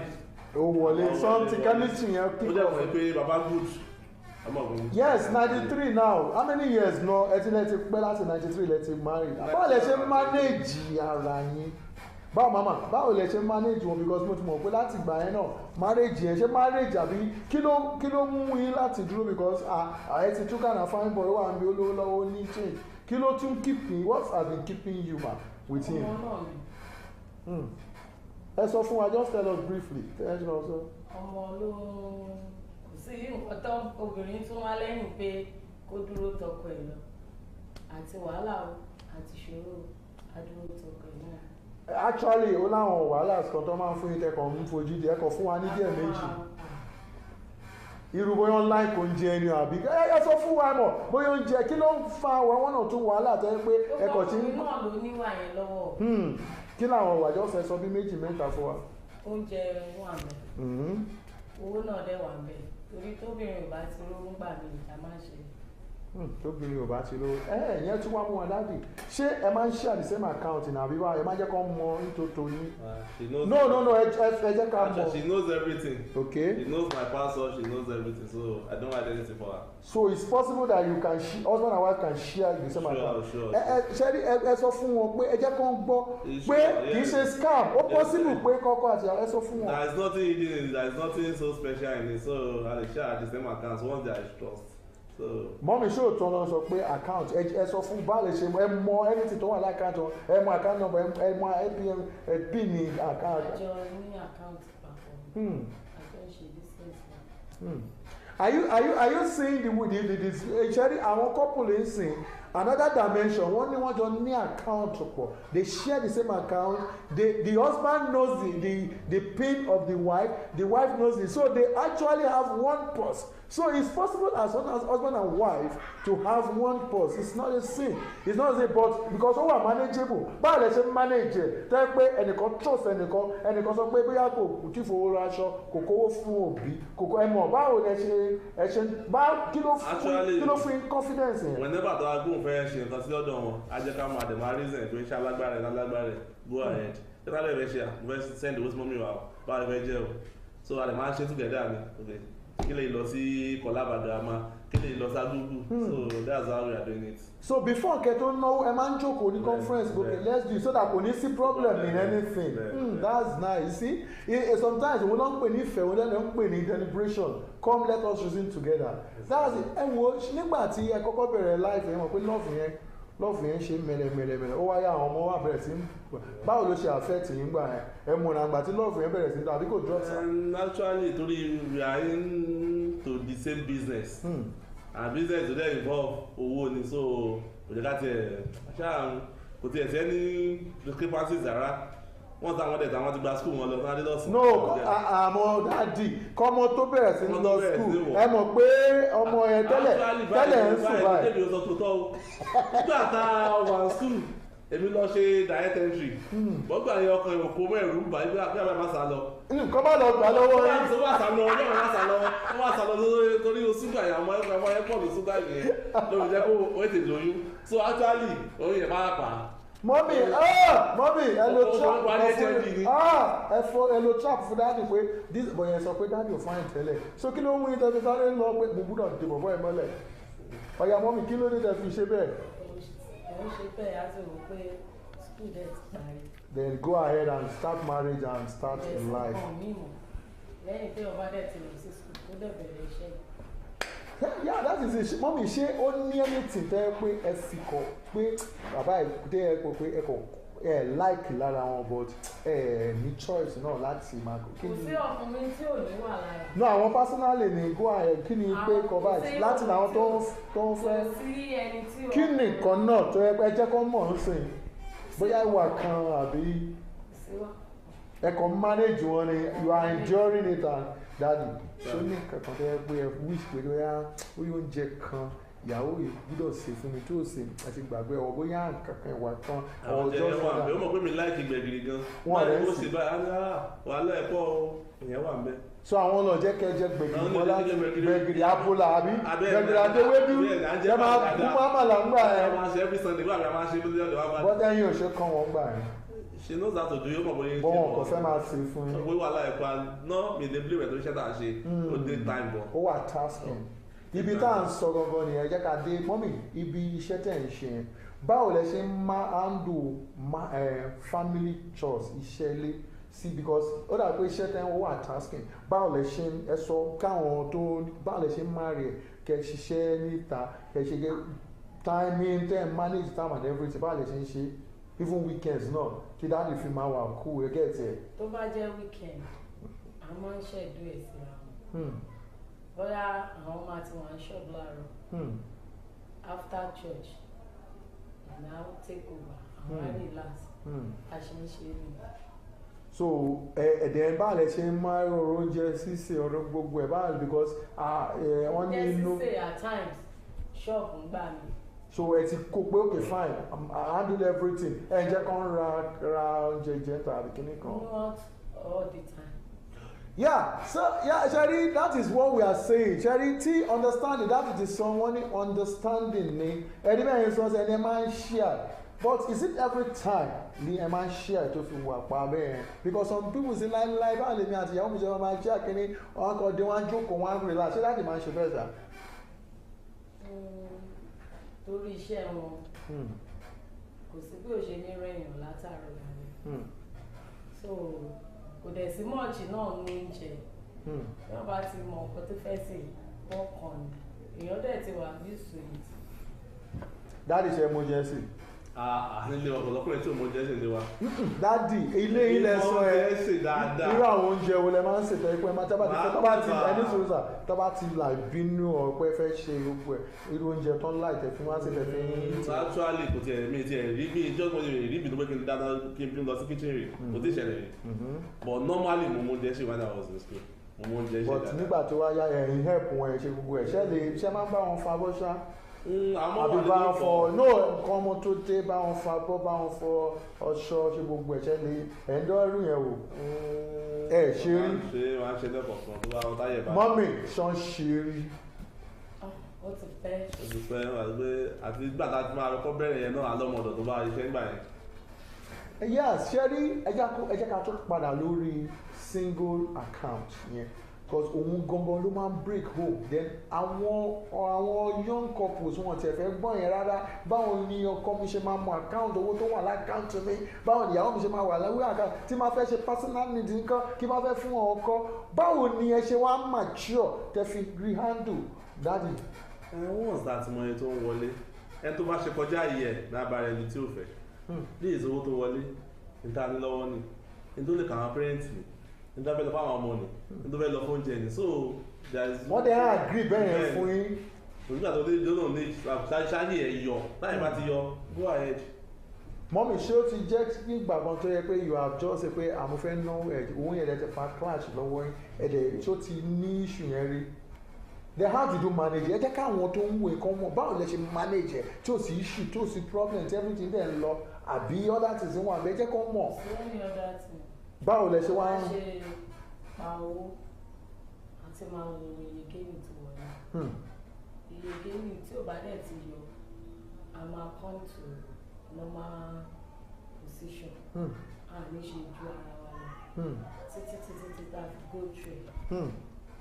So nísìnyí tó yẹ pé again ilẹ̀ ń wọ́kàn kì í ṣe pé bóyá nídìí bóyá external need wà tẹ́ pé ẹ̀ ń go out ẹ̀ ń cut beyond your code and it's like that then mọ́mí our families because some family ò ní dé pé ọ̀dẹ̀ ní ẹni ìwọ tí I know some issues fẹ́ pé ọ̀yọ́ ọkọ àbí ẹ̀gbọ́n ìyàwó àbí ìyàwó ló máa ní ìwọ tí ẹ ní sẹ́fìsì tiẹ̀ ọkùnrin ló ń trust tó bá lọ fẹ́ lómi nǹkan kí ló fẹ́ dúró tì ṣé tó bá ìwọ tí ẹ lè máa ní àjàṣẹ́kù kó máa mu síbì kan ṣé ó ti ní kéèsì ẹ̀ báwo lè ṣe handle ẹ̀ ńgbà tó dé ṣé ẹ jẹ́ káwọn tó mọ̀ kó wà lẹ́kọ̀ọ́ mọ̀. sí kéèsì kan náà ní títí. àwọn ọmọ mi ń gbà bẹ́ẹ̀ àwọn dáàdi ń gbà bẹ́ẹ̀ àbí I dey allowed everything ẹ wo dáàdi jàre ẹ mọ̀ pé issue yìí máa because you are a man maybe ìgbàdẹ wà ní ọ̀dọ̀ you are taking care of your junior ones your siblings and one or two ẹ mọ̀ nísìsiyìí tí àwọn ilẹ̀ ti mọ àkáǹtì yẹn ẹ wo báwo lẹ ṣe escape through ẹ tẹ́ pé kò ní sí issue family ẹ mọ̀. Actually ọlọ́run jẹ́ ká láwọn parents ẹ pé wọ́n máa depend lórí wa kí wọ́n tó jẹun so everybody wà on it so tá a bá fún wọn déédéé tí ó bá dẹ̀ sí yàrá owó well and good so tí ó jẹ́ kọ́ ẹni bọ̀gbẹ́ tó dẹ̀ ń yọjú sí àfẹ́ àtàláfẹ́ àti káàkiri ìjọba máa ń gbọ́ mi wá dá lọ́rùn àti ìwé tí wọ́n ṣẹ́dù wọn gán pọ̀ gbogbo yẹn lọ bẹ́ẹ̀ làwọn parents wọn náà wọ́n ṣe tí wọ́n ń ṣe wọ́n dá dẹ̀ tinú wọ́n take ẹ̀ bẹ́ẹ̀ wọ́n dẹ̀ bá a gbà. ẹ̀gbọ́n mọ́ mi àwọn ṣe bó so ẹ̀yin kọ̀ kéèsì yìí ẹ̀kọ̀ wà lọ́kì ni ẹ̀rẹ́ ni tó disturb tó dá yín láàmú tó bẹ̀rẹ̀ sí ọ̀rẹ́ tó dá marriage yín tó ṣe gbogbo ẹ̀. Are you sure? Mọ́mì ṣé dáàbì tí ń tẹ̀lé ní ṣọ́ọ̀tì tẹ̀lé lọ sọ́jà rí bóyá ẹ fẹ́ lọ ra nǹkan bẹ̀ ọ́ ẹni tí ṣe wọ́n ti irú ẹ̀ ti ṣẹlẹ̀ rí. ó ti ṣẹlẹ̀ nígbà tá a ṣe bímọ alákọ̀ọ́kọ́ ni. nǹkan dáàdì is it true pé nǹkan náà lẹ lọ ṣé ò fàyè ẹ lẹ́ẹ̀ náà ni àbí ìdílé fọ́fíìsì rẹ̀. ṣé ẹ̀yin lè lọ ra nǹkan ọjà fún mọ́mì pé ẹ. àdìyẹ náà tó wá pé àwọn làwọn bíi ẹ̀wà iṣu gangan máa ra ẹ̀ bọ̀ tó wá lọ sí Ìbàdàn bọ̀ ẹni tí nǹkan ọjà. àwọn ló mọ gbogbo ẹ̀ bóyá ẹja bóyá ata bóyá àbúrò. Yes, and that is what you are hearing in the husband and wife show. I told you, in this show, it is raw, undiluted. Miss here. But you are hospital and they say it and they know how to say it, and it's for you. You that said that marriage is a scam. Marriage is not a scam. Marriage is an institution that has been blessed by God to help us. What are we going to do? Let us go and drink water, because when we come back,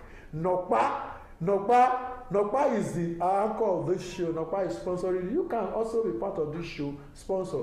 We are going to drink water and we are going to sell Nokpa. When we come back, we will continue with the show. Sweetheart.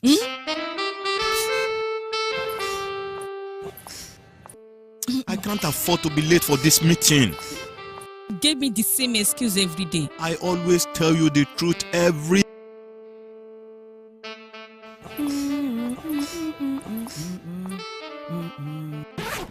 You know I will never disappoint you.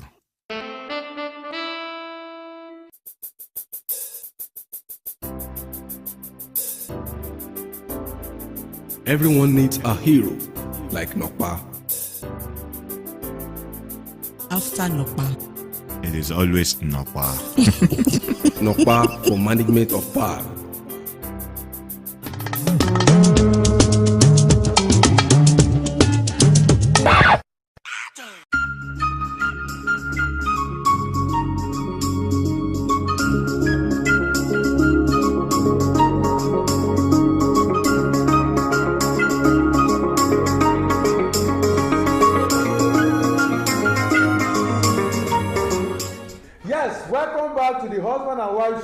You see it Emo gbàtàdé yẹn àwọn ọkọ àti àwọn èèyàn dà kó wọn láìkàrà wọn try láti guide ara wọn kò sẹ́ni tó fẹ́ lose guard but you trust us in this show they will always say it the way it is. Mommy, ṣé ẹ máa ń bínú ẹ ti ever jàre láàrin ẹ ti lẹ́yìn méjèèjì ẹ ti ever bínú rẹ ti ẹ jàre bí ẹ̀ mélòó bá lè ṣe jà kí ló ṣẹlẹ̀ kẹ́ tó wà continue báyìí. mo máa ń bínú lórí owó. ṣé ti jà rí pé kẹ́ jà kẹ́ fẹ́ darí kó kúrò lé ní kí gbogbo ẹ̀ kí ló yà báwo lẹ ti wá ṣe settle ẹ̀. ọ̀rọ̀ owó náà ló dé jùlẹ̀ àdèdá gbogbo èrò síra wọn báwo ló ṣe jẹ báwo ló ṣe náwó wọ́n dẹ̀ explain àdẹ̀sẹ̀tù ẹ̀ padà. ta ló kọ́kọ́ sọ sorry ta ló máa ń kọ́kọ́ sọ sorry ta ló ẹni tó bá kọ́kọ́ sọ. jẹ̀bi ló máa sọ sorry.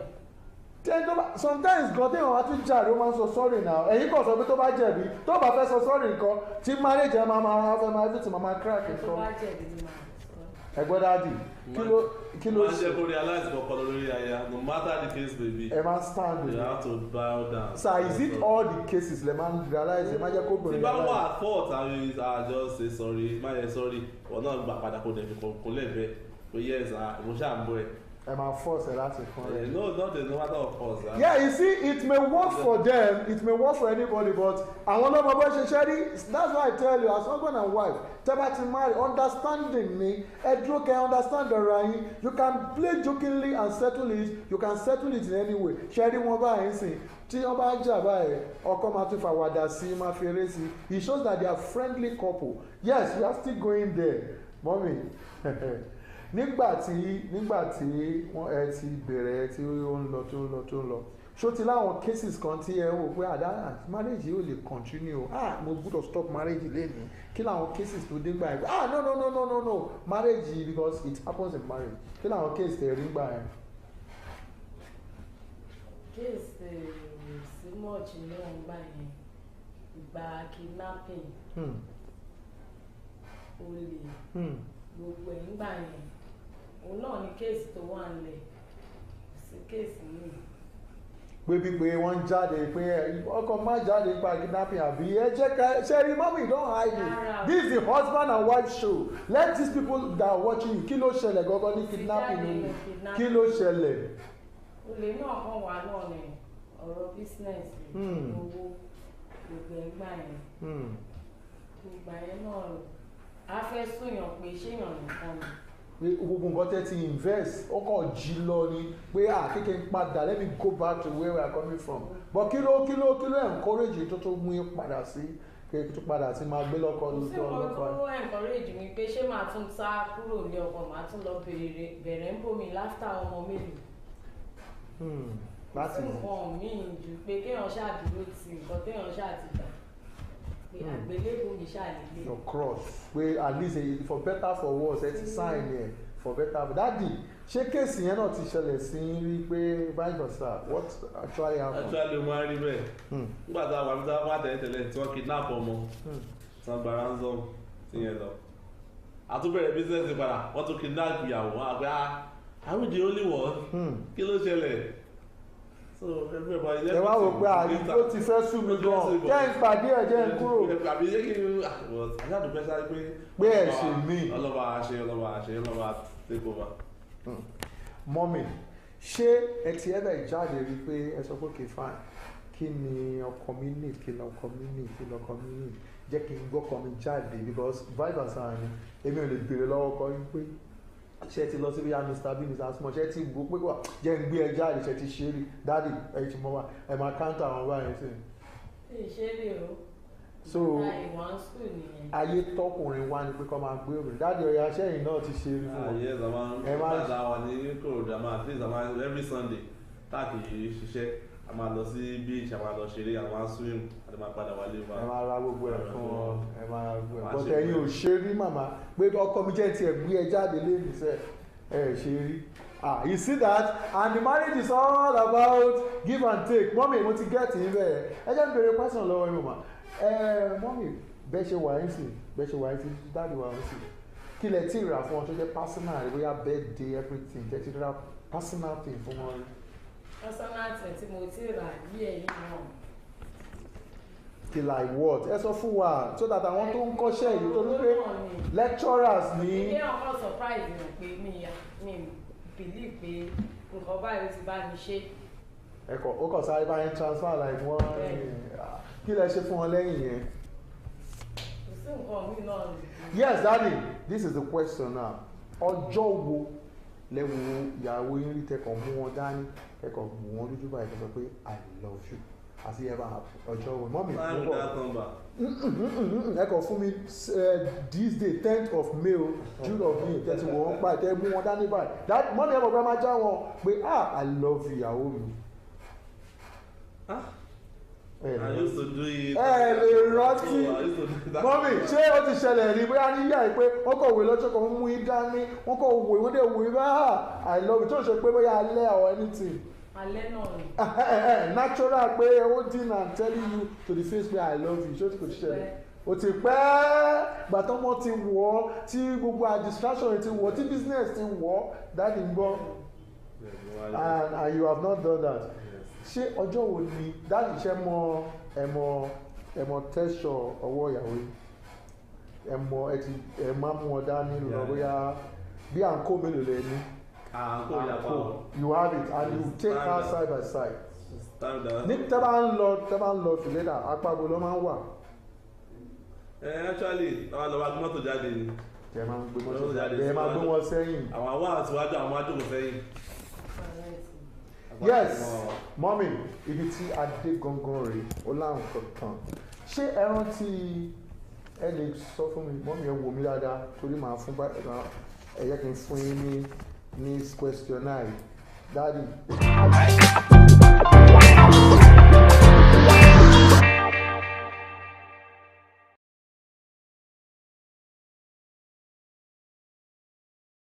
símọ́ kábíyèsí rẹ̀ Elédùmarè ìwọ nìkan ní gbogbo ìgbà ìwọ ni òpó nígbàgbọ́ ọba wí wọn àpò ọkọ̀ ọlọ́run ọba náà ní mẹ́lẹ́sìn àbáráyé náà bá wí àpò ọkọ̀ ọlọ́run ọba ni o àdúpẹ́ lọ́wọ́ ọlọ́run lórí ètò yín ètò wa nínú ayé ni a wà lọ́jọ́ tòní lórí ètò yìí láti máa ń sọ gbogbo àwọn nǹkan tó ń ṣẹlẹ̀ lọ́lọ́kan òjọ̀kan nínú ayé ló jẹ́ pé lábẹ́ ọ̀run tá a wà yìí náà ní gbogbo àwọn nǹkan ọ̀hún ti ṣẹlẹ̀ tó jẹ́ pọ̀pọ̀lọpọ̀ èèyàn ò sì mọ̀ ṣùgbọ́n lórí ètò yìí láti máa ń ṣẹ́ra wa létí inú tá a máa ń jẹ́ kí gbogbo ọmọ bí gbogbo nǹkan ọ̀hún ṣe ń lọ lọ́tún lọ́sì níwájú lẹ́yìn tó mo ṣe bá ọmọdé mo ṣe bá àgbàlagbà mo ṣe bá yín ìyá mi òpó kí ọ̀nà kí amọ́rora là ìrora afa ìfúnládìí ẹ̀sìn ìbèrè odidi orí lọ́wọ́ ẹni ẹ̀yin afíjú àdàbà tí ń jẹ láwùjọ òró fún abújú ẹyẹ tí ń jẹ ń gbangba oko mo dúpẹ́ o ṣé kí n máa lọ sí òní hùn mí fún tọjọ́ tòní Ọpẹ́yẹmí lèmi ń jẹ́ ọmọ bàbá tí ń jóyún wọlá ń gbòho mọ̀rẹ́ alágbàdo òde ọmọ àtàpẹ́tẹ́ ẹnu mi ọmọ gègèlè lódò ó sùn yàsùn ọ̀dọ̀ mi ní bí bàrà àdé omi kò sí ní kó sí mi lẹ́nu òkúta mẹ́ta ọ̀tọ̀ọ̀tọ̀ tí ń bẹ ń gbòho mọ̀rẹ́ ìkan ṣe mí máa rọra ìkan ṣe mí pẹ̀lẹ́pẹ̀lẹ́ ìkẹta nígbà tó mọ̀nà kí ló wá ṣe ń gbòho mọ̀rẹ́ ẹ mọ̀ kárọ̀ ọmọdé kánàwọ́ ọ̀fẹ́ sí káràgbàlagbà ká fún wọn ní ọ̀wọ̀ tó yẹ ìyẹn ní ti gbowó ṣùgbọ́n tẹ́ ẹ bá fèwọ̀ sí lọ̀ wá àìgbà ẹ má bínú ẹ wò lọ́jọ́ tòní ẹ mọ̀ pé kó tó di pé àlàyé tó dáyé wọ́n ní nǹkan kan la gan ránjẹ o kágbàdo tó dáyé kó tó di pé àwọn ẹ̀sìn àtọ̀húnrìnwá lóríṣiríṣi ó wọ orílẹ̀-èdè wa tó di pé àwọn náà bẹ̀rẹ̀ sí rí ẹ̀sìn ìgbàgbọ́ kó tó nípa bẹ̀rẹ̀ sí rí ẹ̀sìn ìmọ̀le àtàwọn ẹ̀sìn míì báwọn ẹ mọ̀ pé nǹkan kan làwọn èèyàn baba ńlá baba wa ti ń bọ̀ ńlẹ̀ tẹ́lẹ̀ ṣùgbọ́n lọ́jọ́ tòní àwọn nǹkan pàtàkì méjì kan la mẹ́nubà lọ́jọ́ tòní nínú ètò yín ètò wa nínú ayé fún tọjọ́ tòní ẹ mọ́ gbàgbé pé iléeṣẹ́ kan ra bàǹdẹ̀ tọ́lọ́wọ́n ọba mi ń gbé tó gbé àkókò ilé lọ́wọ́ tó jẹ́ pé àwọn tọ́lọ́wọ́n ọba mi ń gbà fún lákòókò tá a wà yìí iléeṣẹ́ tó ń ṣe nàpa àwọn náà ni wọ́n ṣe agbátẹrù ètò yìí o àdúpẹ́ lọ́wọ́ gbogbo àwọn aláṣẹ àti apàṣẹ ìkànnì àdúpẹ́ púpọ̀ lọ́wọ́ yín lónìí kí ni nǹkan tí a mẹ́nubà ibi tí a lọ lónìí yóò pín sọ́nà méjì nǹkan méjì ọ̀tọ̀ọ̀tọ̀ la sọ̀rọ̀ ń pa ẹ̀ gbogbo wa la mọ ìlú kan tí wọ́n ń pè ní Ṣẹ̀pẹ̀tẹ̀rí ní Òkè Ògùn fún àǹfààní èèyàn ẹ̀yin tẹ́ ẹ bá fẹ́ mọ ìlú tó ń pè ní Ṣẹ̀pẹ̀tẹ̀rí tẹ́ ẹ bá gbọ̀nà Ìbàdàn wọlé tẹ́ ẹ bá ti dé ìlú tó ń pè ní Àgọ́ Ààrẹ ẹ lè gbàbẹ̀ kẹ ẹ wọ̀ tèdè láti tèdè ẹ wọ̀ ibi tó ń pè lọ́jọ́ Òwòdé tó ń pè ní Ahátẹ́lẹ̀ ńgbà kan lẹ́yìn ẹ dé ìlú tó ń pè ní Àgọ́ Àmọ́dù kẹ tó wá wọ ìlú Ṣẹ̀pẹ̀tẹ̀rí tẹ́ ẹ bá sì gbọ̀nà Ìlọrin náà wọlé ẹ mọ̀ wọ́n ṣe ń rìn ìlú Ṣẹ̀pẹ̀tẹ̀rí láti ẹ̀ kọ́kọ́ lọ ní ọjọ́ tòní kí ni nǹkan tá a fẹ́ mẹ́nubà ń lù yìí eégún alágbára kan bẹ́ẹ̀ ń lu Ṣẹ̀pẹ̀tẹ̀rí tọ́lọ́wọ́n ọba mi fi dá wọn lọ́lá ń bẹ̀ eégún ọ̀hún lágbo òkun náà ń porúkọ eégún náà ṣùgbọ́n kó tó nípa sọ̀rọ̀ nípa lágbo òkun eégún dẹ́nikẹ́ni èé fojú rí ni o ẹni ó bá fojú rí eégún ọ̀hún ọ̀run làlà ọ̀run lẹ̀rọ ẹ̀ ṣùgbọ́n sọ̀rọ̀ ẹ̀ ní ọjọ́ tòní dáadáa á jẹ́ kẹ́yìn òyìnbó mọ̀ bí eégún lágbo òkun bó ṣe lágbára tó eégún lágbo òkun á máa jáde lẹ́ẹ̀kan lọ́dún tó bá sì jáde gbogbo aráàlú ní mọ̀ pé eégún yìí jáde o ẹ mọ̀ gbóhùn rẹ̀ ṣùgbọ́n ẹ lè fojú rí gbogbo àwọn tó jẹ́ atọ́kùn rẹ̀ náà pẹ̀lú kódà a máa lọ nílùú wọn èé fojú rí pẹ̀lú ṣùgbọ́n kó tó di pa sọ̀rọ̀ ń pa eégún lágbókùn yìí ẹ jẹ́ àkọ́kọ́ lọ sí ẹ̀bá abẹ̀kan náà ká bẹ̀rẹ̀ láti bí eléyà àfojúrí ìkan wà tá à ń fojú rí òun sì ni wọ́n ń pe orúkọ rẹ̀ ní dáná fojú rà ẹ jẹ́ àṣì àjára ọ díẹ̀ lórí ìdáná fojú rà tẹ́ ẹ bá mọ̀ ń pa ìdáná fojú rà yìí tán àwọn àti ẹ̀ padà sí orí lágbókùn gangan tí ó jẹ́ òbítíbitì bàbá eégún tá a sọ̀rọ̀ nípa ẹ̀ lọ́jọ́ tòní dáná fojú rà jẹ́ eégún kan tó jẹ́ pé wọ́n bá pàdé nínú igbó lásìkò tí wọ́n ń ja ogun ní táwọn aláàfin ń ja ogun nígbà náà nílẹ̀ Yorùbá pẹ̀lú àwọn ẹ̀yà ìdà omi wọ́n jọ ja ogun náà tó fi mọ́ àwọn ìbàrìbá àwọn náà darapọ̀ mọ́ wọn láti ja ogun lásìkò àsìkò ọ̀hún ṣùgbọ́n àwọn ẹ̀yà ìdà omi yìí ni wọ́n á ń kógun jà àwọn Yorùbá ibi tí wọ́n ti wá lọ ja ogun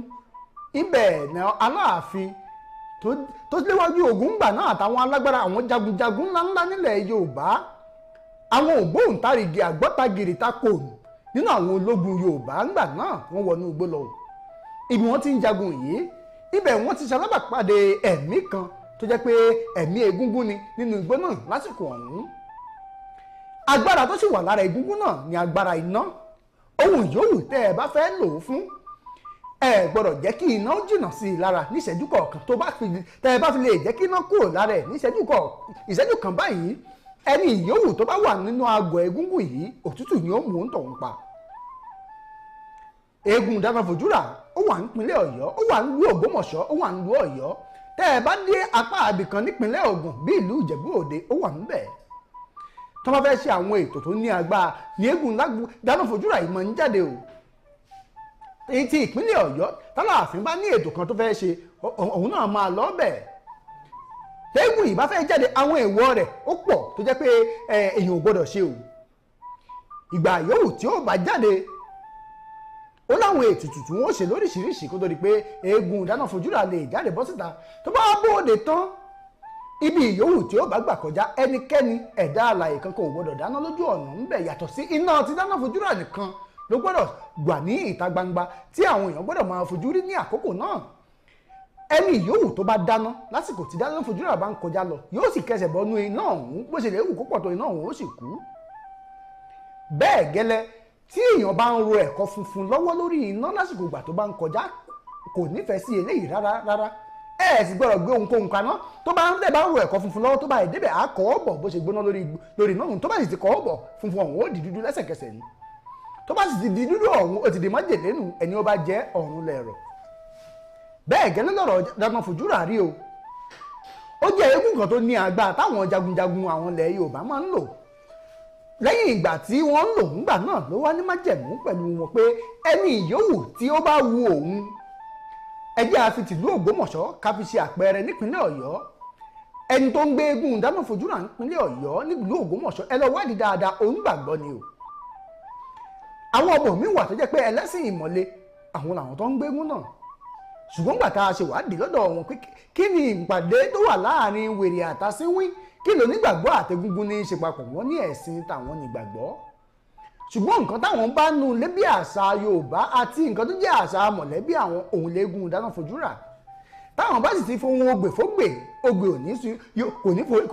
kò ní forí wọn nú mọ́ o kò ní dà wọ́n láàmú mọ́ egúngún ẹ̀ẹ̀kan lọ́dún náà ní káwọn ogbè jáde níwọ̀n bá àgbà tí ó bá tún fẹ́ gbé eégún yìí lẹ́yìn ọ̀pọ̀lọpọ̀ ètùtù tó bá ti wọnú ẹ̀kú tó bá ti kù oṣù kan tí òun tọ̀hún ó gbé eégún dáná fojú rà ẹni ọ̀hún ò gbọ́dọ̀ súnmọ́ obìnrin mọ́ láyé ọkùnrin tí ń gbé eégún yìí fún odidi oṣù kan kó tó di pé lè tiẹ̀ fọwọ́ kan eégún dáná fojú rà ibi wọ́n gbé ẹ̀kú eégún yìí sí tó bá ṣe bẹ́ẹ̀ tó bá fọwọ́ kan obìnrin kó tó fọwọ́ kan eégún yìí ọ̀run lẹ̀rọ̀ torí eégún ọ̀hún ò fẹ́ dọ̀tí nǹkan tó bá jẹ́ ìmọ̀ nǹkan obìnrin kò fẹ́ nítòsí rẹ̀ rárá ẹni ó bá bóbìnrin sùn tí ò bá tí ì lé ní 30 ọjọ́ ò lè fọwọ́ kan eégún yìí bẹ́ẹ̀ gẹ́lẹ́ ni ọ̀rọ̀ dáná fojú rà rí pẹ̀lú ọ̀pọ̀lọpọ̀ àwọn ètùtù tó bá ti wá kù bí ọ̀sẹ̀ kan àbí ọjọ́ 11 tí eégún yìí ó jáde oríṣiríṣi ẹbọ wọn gbọ́dọ̀ máa gbé o títí tẹ́bọ̀ ó fi rú tí ó fi gbà kó tó di pé wọ́n lè gbé eégún yìí jáde tó bá ti wá gbé jáde tán wọ́n lọ sá nǹkan tí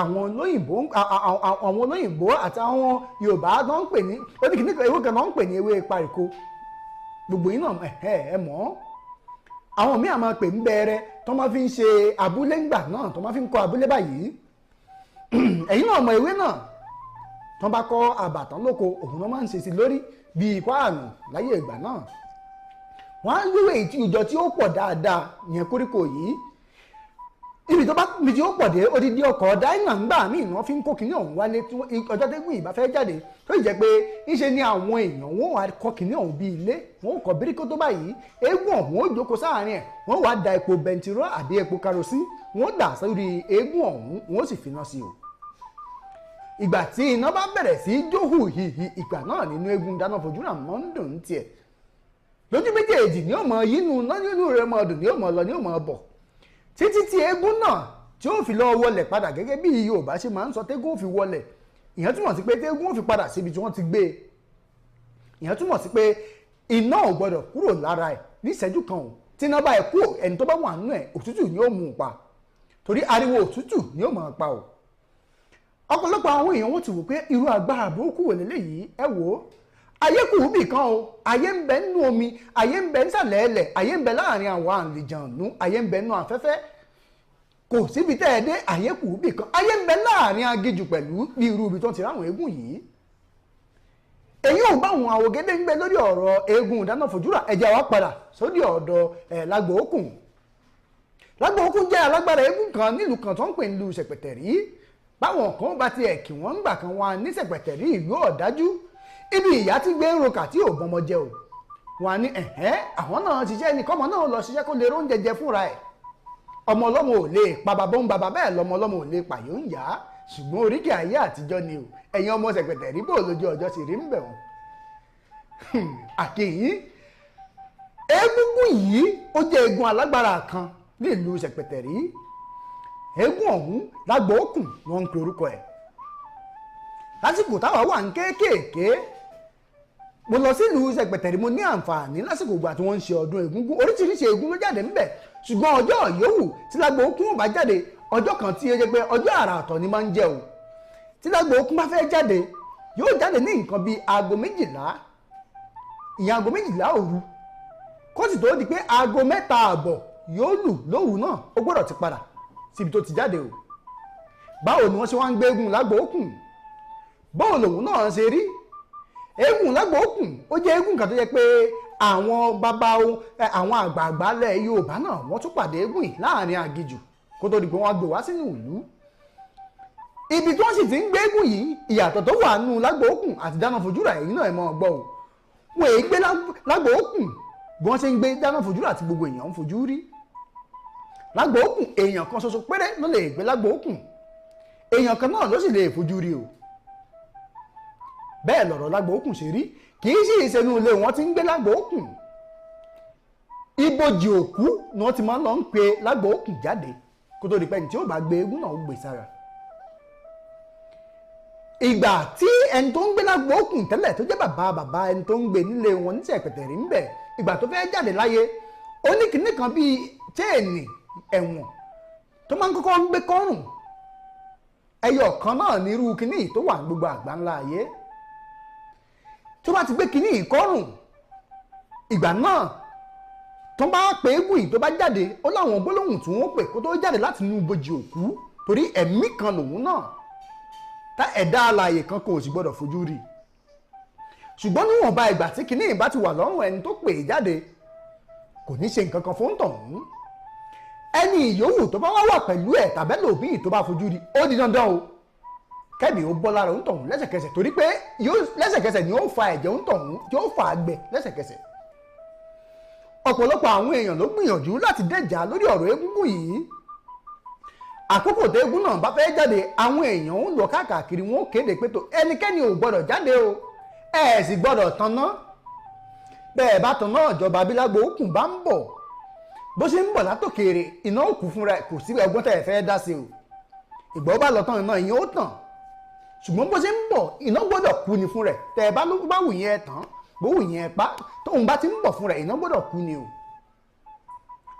kí làwọn nǹkan tó jẹ́ nǹkan àmúṣagbára Lágbo Òkun ẹni tó bá gbé eégún Lágbo Òkun àwọn èèyàn máa ń mọ̀ ẹ́ ní àǹfààní àti mọ̀ pé tó lágbájá ló fẹ́ gbé eégún Lágbo Òkun o ìgbà tí bàbá yìí tó fẹ́ gbé fọ́mọ rẹ̀ ó yọ ẹ̀wọ̀n yìí lọ́rùn ó fi sọ́rùn ọmọ ẹ̀ ó wá pé eégún náà jáde lẹ́sẹ̀kẹsẹ̀ tó pé eégún náà jáde ẹ̀jẹ̀ bàbá gbẹ bàbá kú ọmọ ló wá ń gbé eégún ọ̀hún bẹ́ẹ̀ náà ni ó sì rí ńgbà tóun náà bá fẹ́ fi eégún ọ̀hún lẹ̀ fún ẹlòmíì tí ó mọ̀ gbé torí dandan ni òun ó gbọ́dọ̀ gbé eégún náà jáde kì í ṣe eégún tó lè parun o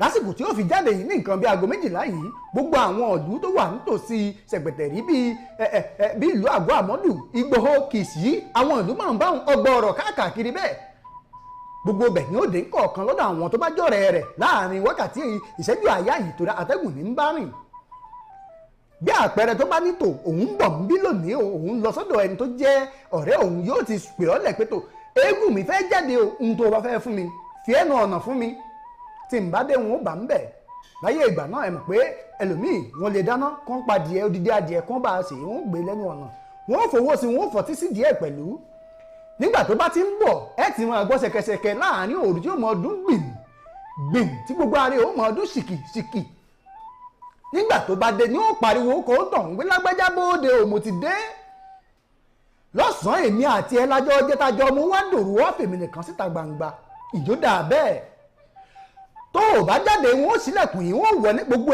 ìtànjẹ ni o torí pé gbogbo ìgbà tẹ́gùn yìí bá ti jáde ó máa ń wù láti mu ẹ̀jẹ̀ tó bá wá sọ̀rọ̀ ó lè fọwọ́ gbálẹ̀kùn gbàgbàgbà ẹ̀rọ kó ti fẹ́ wọlé ni kò wọlé o ìgbà tó bá kó gbogbo nǹkan tó bá fẹ́ kó tán bẹ́ẹ̀ yóò wá sọ fún yín pé tó àásọ̀pọ̀ ọdún èmi ti lọ o nígbà táwọn èèyàn ò mọ̀ wọ́n rò pé ó ti lọ ní lóòótọ́ ẹlòmíì àfẹ́ lọ yọjú pé jẹ́ ìwò só ti lọ àbí èèlọ pé tí ì lọ ó wà ń bẹ̀ bẹ́ẹ̀ bá yọjú wo ọ̀run lẹ̀rọ̀ òun tàn wọ́n ó kú lẹ́sẹ̀kẹsẹ̀ ni o níjẹ́ òní agbọ́nù tàn pé ìkan lára àwọn tó tún jẹ́ alágbára ń lu Ṣẹ̀pẹ̀tẹ̀rí tóun náà jẹ́ alágbára tó máa ń gbé eégún alágbára bíi ti Lágbòókùn yìí ṣùgbọ́n wọ́n ń fojú régún tiẹ̀ òun á wò pé irú agbára òun Lágbòókùn ní tóun ò fi nílé fojú rí òun ò fojú rí torí agbára tó ní náà lòun náà ní ó wá lọ wá kíní ìgorodóòmù táwọn èèyàn ń pè ní dírọ̀mù ó wá lu ojú fítírì níbi tí èèyàn lè gbà rí nǹkan ó wá lù ú síbẹ̀ ó wá lọ sí ọ̀nà ibi tó mọ̀ pé Lágbòókùn gbọ́dọ̀ gbà kọjá ó lóun fẹ́ mọ àṣírí eégún yìí ó wá lọ bẹ̀rẹ̀ mọ́lẹ̀ ńbẹ̀ ó wá yí ìgorodóòmù yìí ó yí lura ẹ̀ mọ́bẹ̀ láàárín òru o bó ṣe yí kíní òun lura ẹ̀ ó wà nù ìgorodóòmù ẹ̀rùn bẹ́ni tí ń bá ń kọjá kò lè mọ̀ bóyá nǹkan kan ń bẹ nù ìgorodóòmù àbí nǹkan kan ò sí ń bẹ̀ lójijì bí eégún Lágbòókùn ṣe ń bọ̀ tó yọ lọ́ọ̀kan tí kíní ọ̀hún ti ń dún ṣẹkẹ ẹni tó bẹ̀rẹ̀ mọ́lẹ̀ nù ìgorodóòmù tó fẹ́ fi tóun náà jẹ́ ẹni tó lóògùn bí àrọ̀ ni tó ní agbára débi téèyàn lágbára dé ẹ bá dé lu Ṣẹ̀pẹ̀tẹ̀rí ẹ béèrè ibi tó bẹ̀rẹ̀ sí kò mọ ibi tí ikọ́ gbà wá láàrin òru tó bẹ̀rẹ̀ sí húkọ́ nù ìgorodóòmù bí ó kúnlẹ̀ sí ibẹ̀ léegun ti yí ìgorodóòmù ń pa tó di pé kálukú ń lera wọn kí gidigidi wọ́n bẹ̀rẹ̀ sí í sa òògùn lójú méjèèjì ẹ má jẹ́ ń tàn yín ọjọ́ kejì òun tọ̀ òun tí ìbáṣepọ̀ ní agbára débi tí wọ́n ń lágbára dé kò bá tí dọjọ́ kejì ṣùgbọ́n gbà tó dọjọ́ kejì ìṣẹ̀lẹ̀ kan ṣẹlẹ̀ ó lọ sílé tí wọ́n ti ń gbé Lágbòókùn lẹ́yìn ìgbà tí eégún ti wọlẹ̀ tán ó ní ẹ dákun òun ní báyìí wọ́n làwọn mọ̀ ẹni tó ń gbé eégún jáde wọ́n ní kí wọ́n béèrè lọ́wọ́ eégún kí lè eégún fẹ́ ó ní kí wọ́n wá màálùú funfun 7 àgbò 7 pẹ́pẹ́yẹ 7 àti òbúkọ funfun 7 ẹyẹlé funfun 7 ẹ̀ka gbogbo owó kìíní pọ̀ ó sì ní wọ́n gbọ́dọ̀ ṣe gbogbo ẹ̀ láàrin ọjọ́ 7 òun èsè tutù kó tó di pé òun ò fi ń tọ̀ òun lẹ̀ ibi wọn ti ń gbìyànjú àti wá kìíní agbára ń tọ̀ òun ò ká wọn ò rówó ibẹ̀ ló ń tọ̀ òun ó gbà gbèkúrú jẹ lọ́wọ́ ẹbọra o ìlú yòówù tí Lágbòókùn bá ti wá lọ gbogbo ìlú ni ó lọ káàkiri tó sì jẹ́ pé kó tó di pé agogo 3:30 òrùlù yóò ti padà sílé tí ìbá ṣe Ọlọ́run ọba mi tó lágbára púpọ̀ àti àwọn àgbààgbà Yorùbá tọ́lọ́run ọba mi fún ní àǹfààní láti mọ agbára tó ní agbára púpọ̀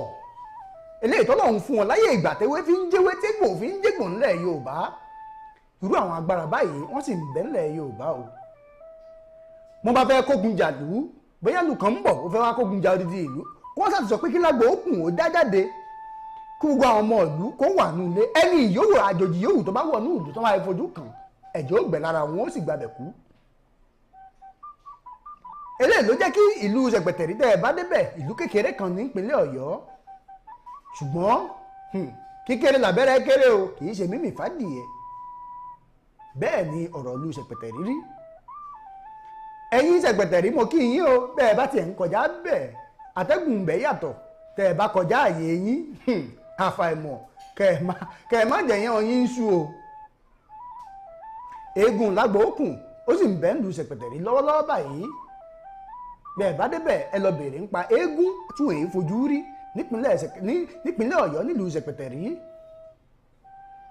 ẹ̀rí agbára pọ̀ púpọ̀ nílẹ̀ Yorùbá Ọlọ́run yọ̀ǹda agbára fáwọn Yorùbá o.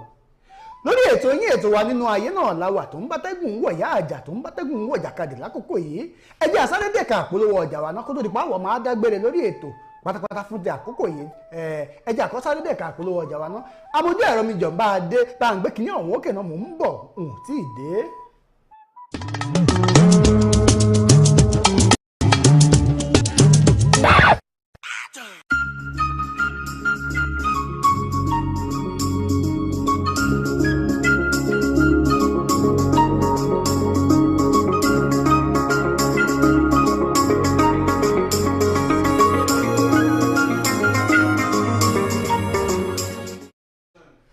ẹ káàbọ̀ padà láti ẹ̀ka ìpolówó ọjà wọ̀ ẹ mọ̀ pé lórí ètò yìí ọmọ ẹ̀ta níwà àwọn làásì kọ́kọ́ tà kọ́mọ ẹranko òyòkó tó tà lórí igbá àdúpẹ́ lọ́wọ́ iléeṣẹ́ tó ń ṣe nàpa àdúpẹ́ lọ́wọ́ aláṣẹ àti apàṣẹ ìkànnì yìí tọ́lọ́wọ́n ọba mi fún láǹfààní àti gbé kànnì yìí kalẹ̀ ọmọọba náà ó sì àdúpẹ́ o ọ̀gá kan ọmọọṣẹ́ 1 million àdúpẹ́ lọ́wọ́ Ọlọ́run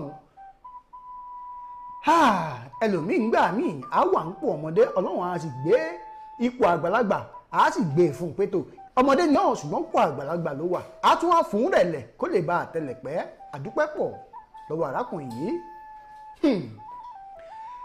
kí ni nǹkan tá a ti mẹ́nu bà lónìí ọ̀rọ̀ eégún lágbo òkun nílùú ṣẹ̀pẹ̀tẹ̀rí àti dáná fojúrà àwọn eégún méjèèjì alágbá eégún méjèèjì òun náà la mẹ́nu bà lọ́jọ́ míì lórí ètò yìí á túṣu délẹ̀ débi kùkù dùn lórí àwọn kìnnì ìpẹ́lọ́ àwọn agbára òbítíbitì agbára tó tún rọ̀ mọ́ àwọn eégún yìí á jẹ́ kẹ́ ẹ mọ̀ tó jẹ́ pé a ṣiṣẹ́ lórí wọn lójú méjèèjì a sì mú wá sí etí ìgbọ́ yín ẹ̀yin náà fojú ara yín rí àwọn mọ̀lẹ́bí tó ń gbégún náà á bá wọn sọ̀rọ̀ gbogbo nǹkan tẹ́ ẹ fẹ́ mọ̀ gẹ́gẹ́ bí àwọn ìbéèrè tẹ́ ẹ bá béèrè báyìí ẹ fi àtẹ̀jíṣẹ́ yín ẹ fi ṣọwọ́ bóyá Facebook ní o bóyá Twitter ní o bóyá Instagram ní pẹ̀lú kódà bó ṣe YouTube ẹ fi àtẹ̀jíṣẹ́ yín ẹ fi ṣọwọ́ nǹkan tẹ́ ẹ bá fẹ́ mọ̀ nípa àwọn eégún méjèèjì yìí ẹ fi ṣọwọ́ síbẹ̀ gbogbo ẹ̀ láàdá yín lóhùn á tún padà sọ lórí ètò yìí lẹ́ẹ̀kan sí lórí ìtàn àwọn eégún méjèèjì àtàwọn eégún alágbára míì ńlẹ̀ Yorùbá gbogbo ẹ̀ nínú ayé yìí náà ló ti ṣẹlẹ̀ lórí ètò yìí ètò wa nínú ayé náà lẹ́ẹ̀tì láǹfààní àti máa gbọ́ o béégún ṣe wà láwọn òrìṣà míì tó jẹ́ àwọn òrìṣà abàmì alágbára náà wà ṣùgbọ́n lọ́jọ́ tòní nǹkan tá a mẹ́nu bànú ẹ fà àwọn àtẹ̀jíṣẹ́ yín ẹ fi ṣọwọ́ ìbéèrè tó bá wù yín tẹ́ ẹ fẹ́ béèrè ẹ béèrè gbogbo ẹ̀ náà láti padà mú wá sí etí ìgbọ́ yín ìgbà tá a bá fẹ́ sọ ń pa ẹ̀ lẹ́ẹ̀kejì á jẹ́ kẹ́ ẹ mọ̀ tó ibi tí a fi àdàgbà ètò yín ètò wa nínú ayé fún ti ọ̀sẹ̀ tá a wà yìí ibi tá a fi rọ̀ sínú agbe mi ṣetán rẹ̀ lé ìdárò àlùkò mi ṣetán rẹ̀ lú ìkọsù lékèlékè mi ṣetán rẹ̀ lé ìkẹfún ọpẹ́ yẹmí Oyinwọlá náà ló ń dágbére lórí ètò lónìí pé a tún pàdé o lórí àkọ́tún ètò tó bá di ní ọjọ́ mẹ́jọ láṣẹ Ọlọ́run láṣẹ aláwùrà bí mo ní bí ẹlẹ́mìí ò bá gbà á bọ́mọ aráyé ò bá ṣe tá nà dí ẹ tún pàdé mi lórí àkọ́tún ètò tó bá di ọjọ́ mẹ́jọ kó tó dìgbà náà ńkọ́ ẹ máa ṣe jẹ́jẹ́ o ẹ mọ̀ pé a máa ń kìlọ̀ wà nílé iṣẹ́ tiwa ń bí ẹ má bá àyànjà tó rárá àjà ní kú wà ó dàbọ̀.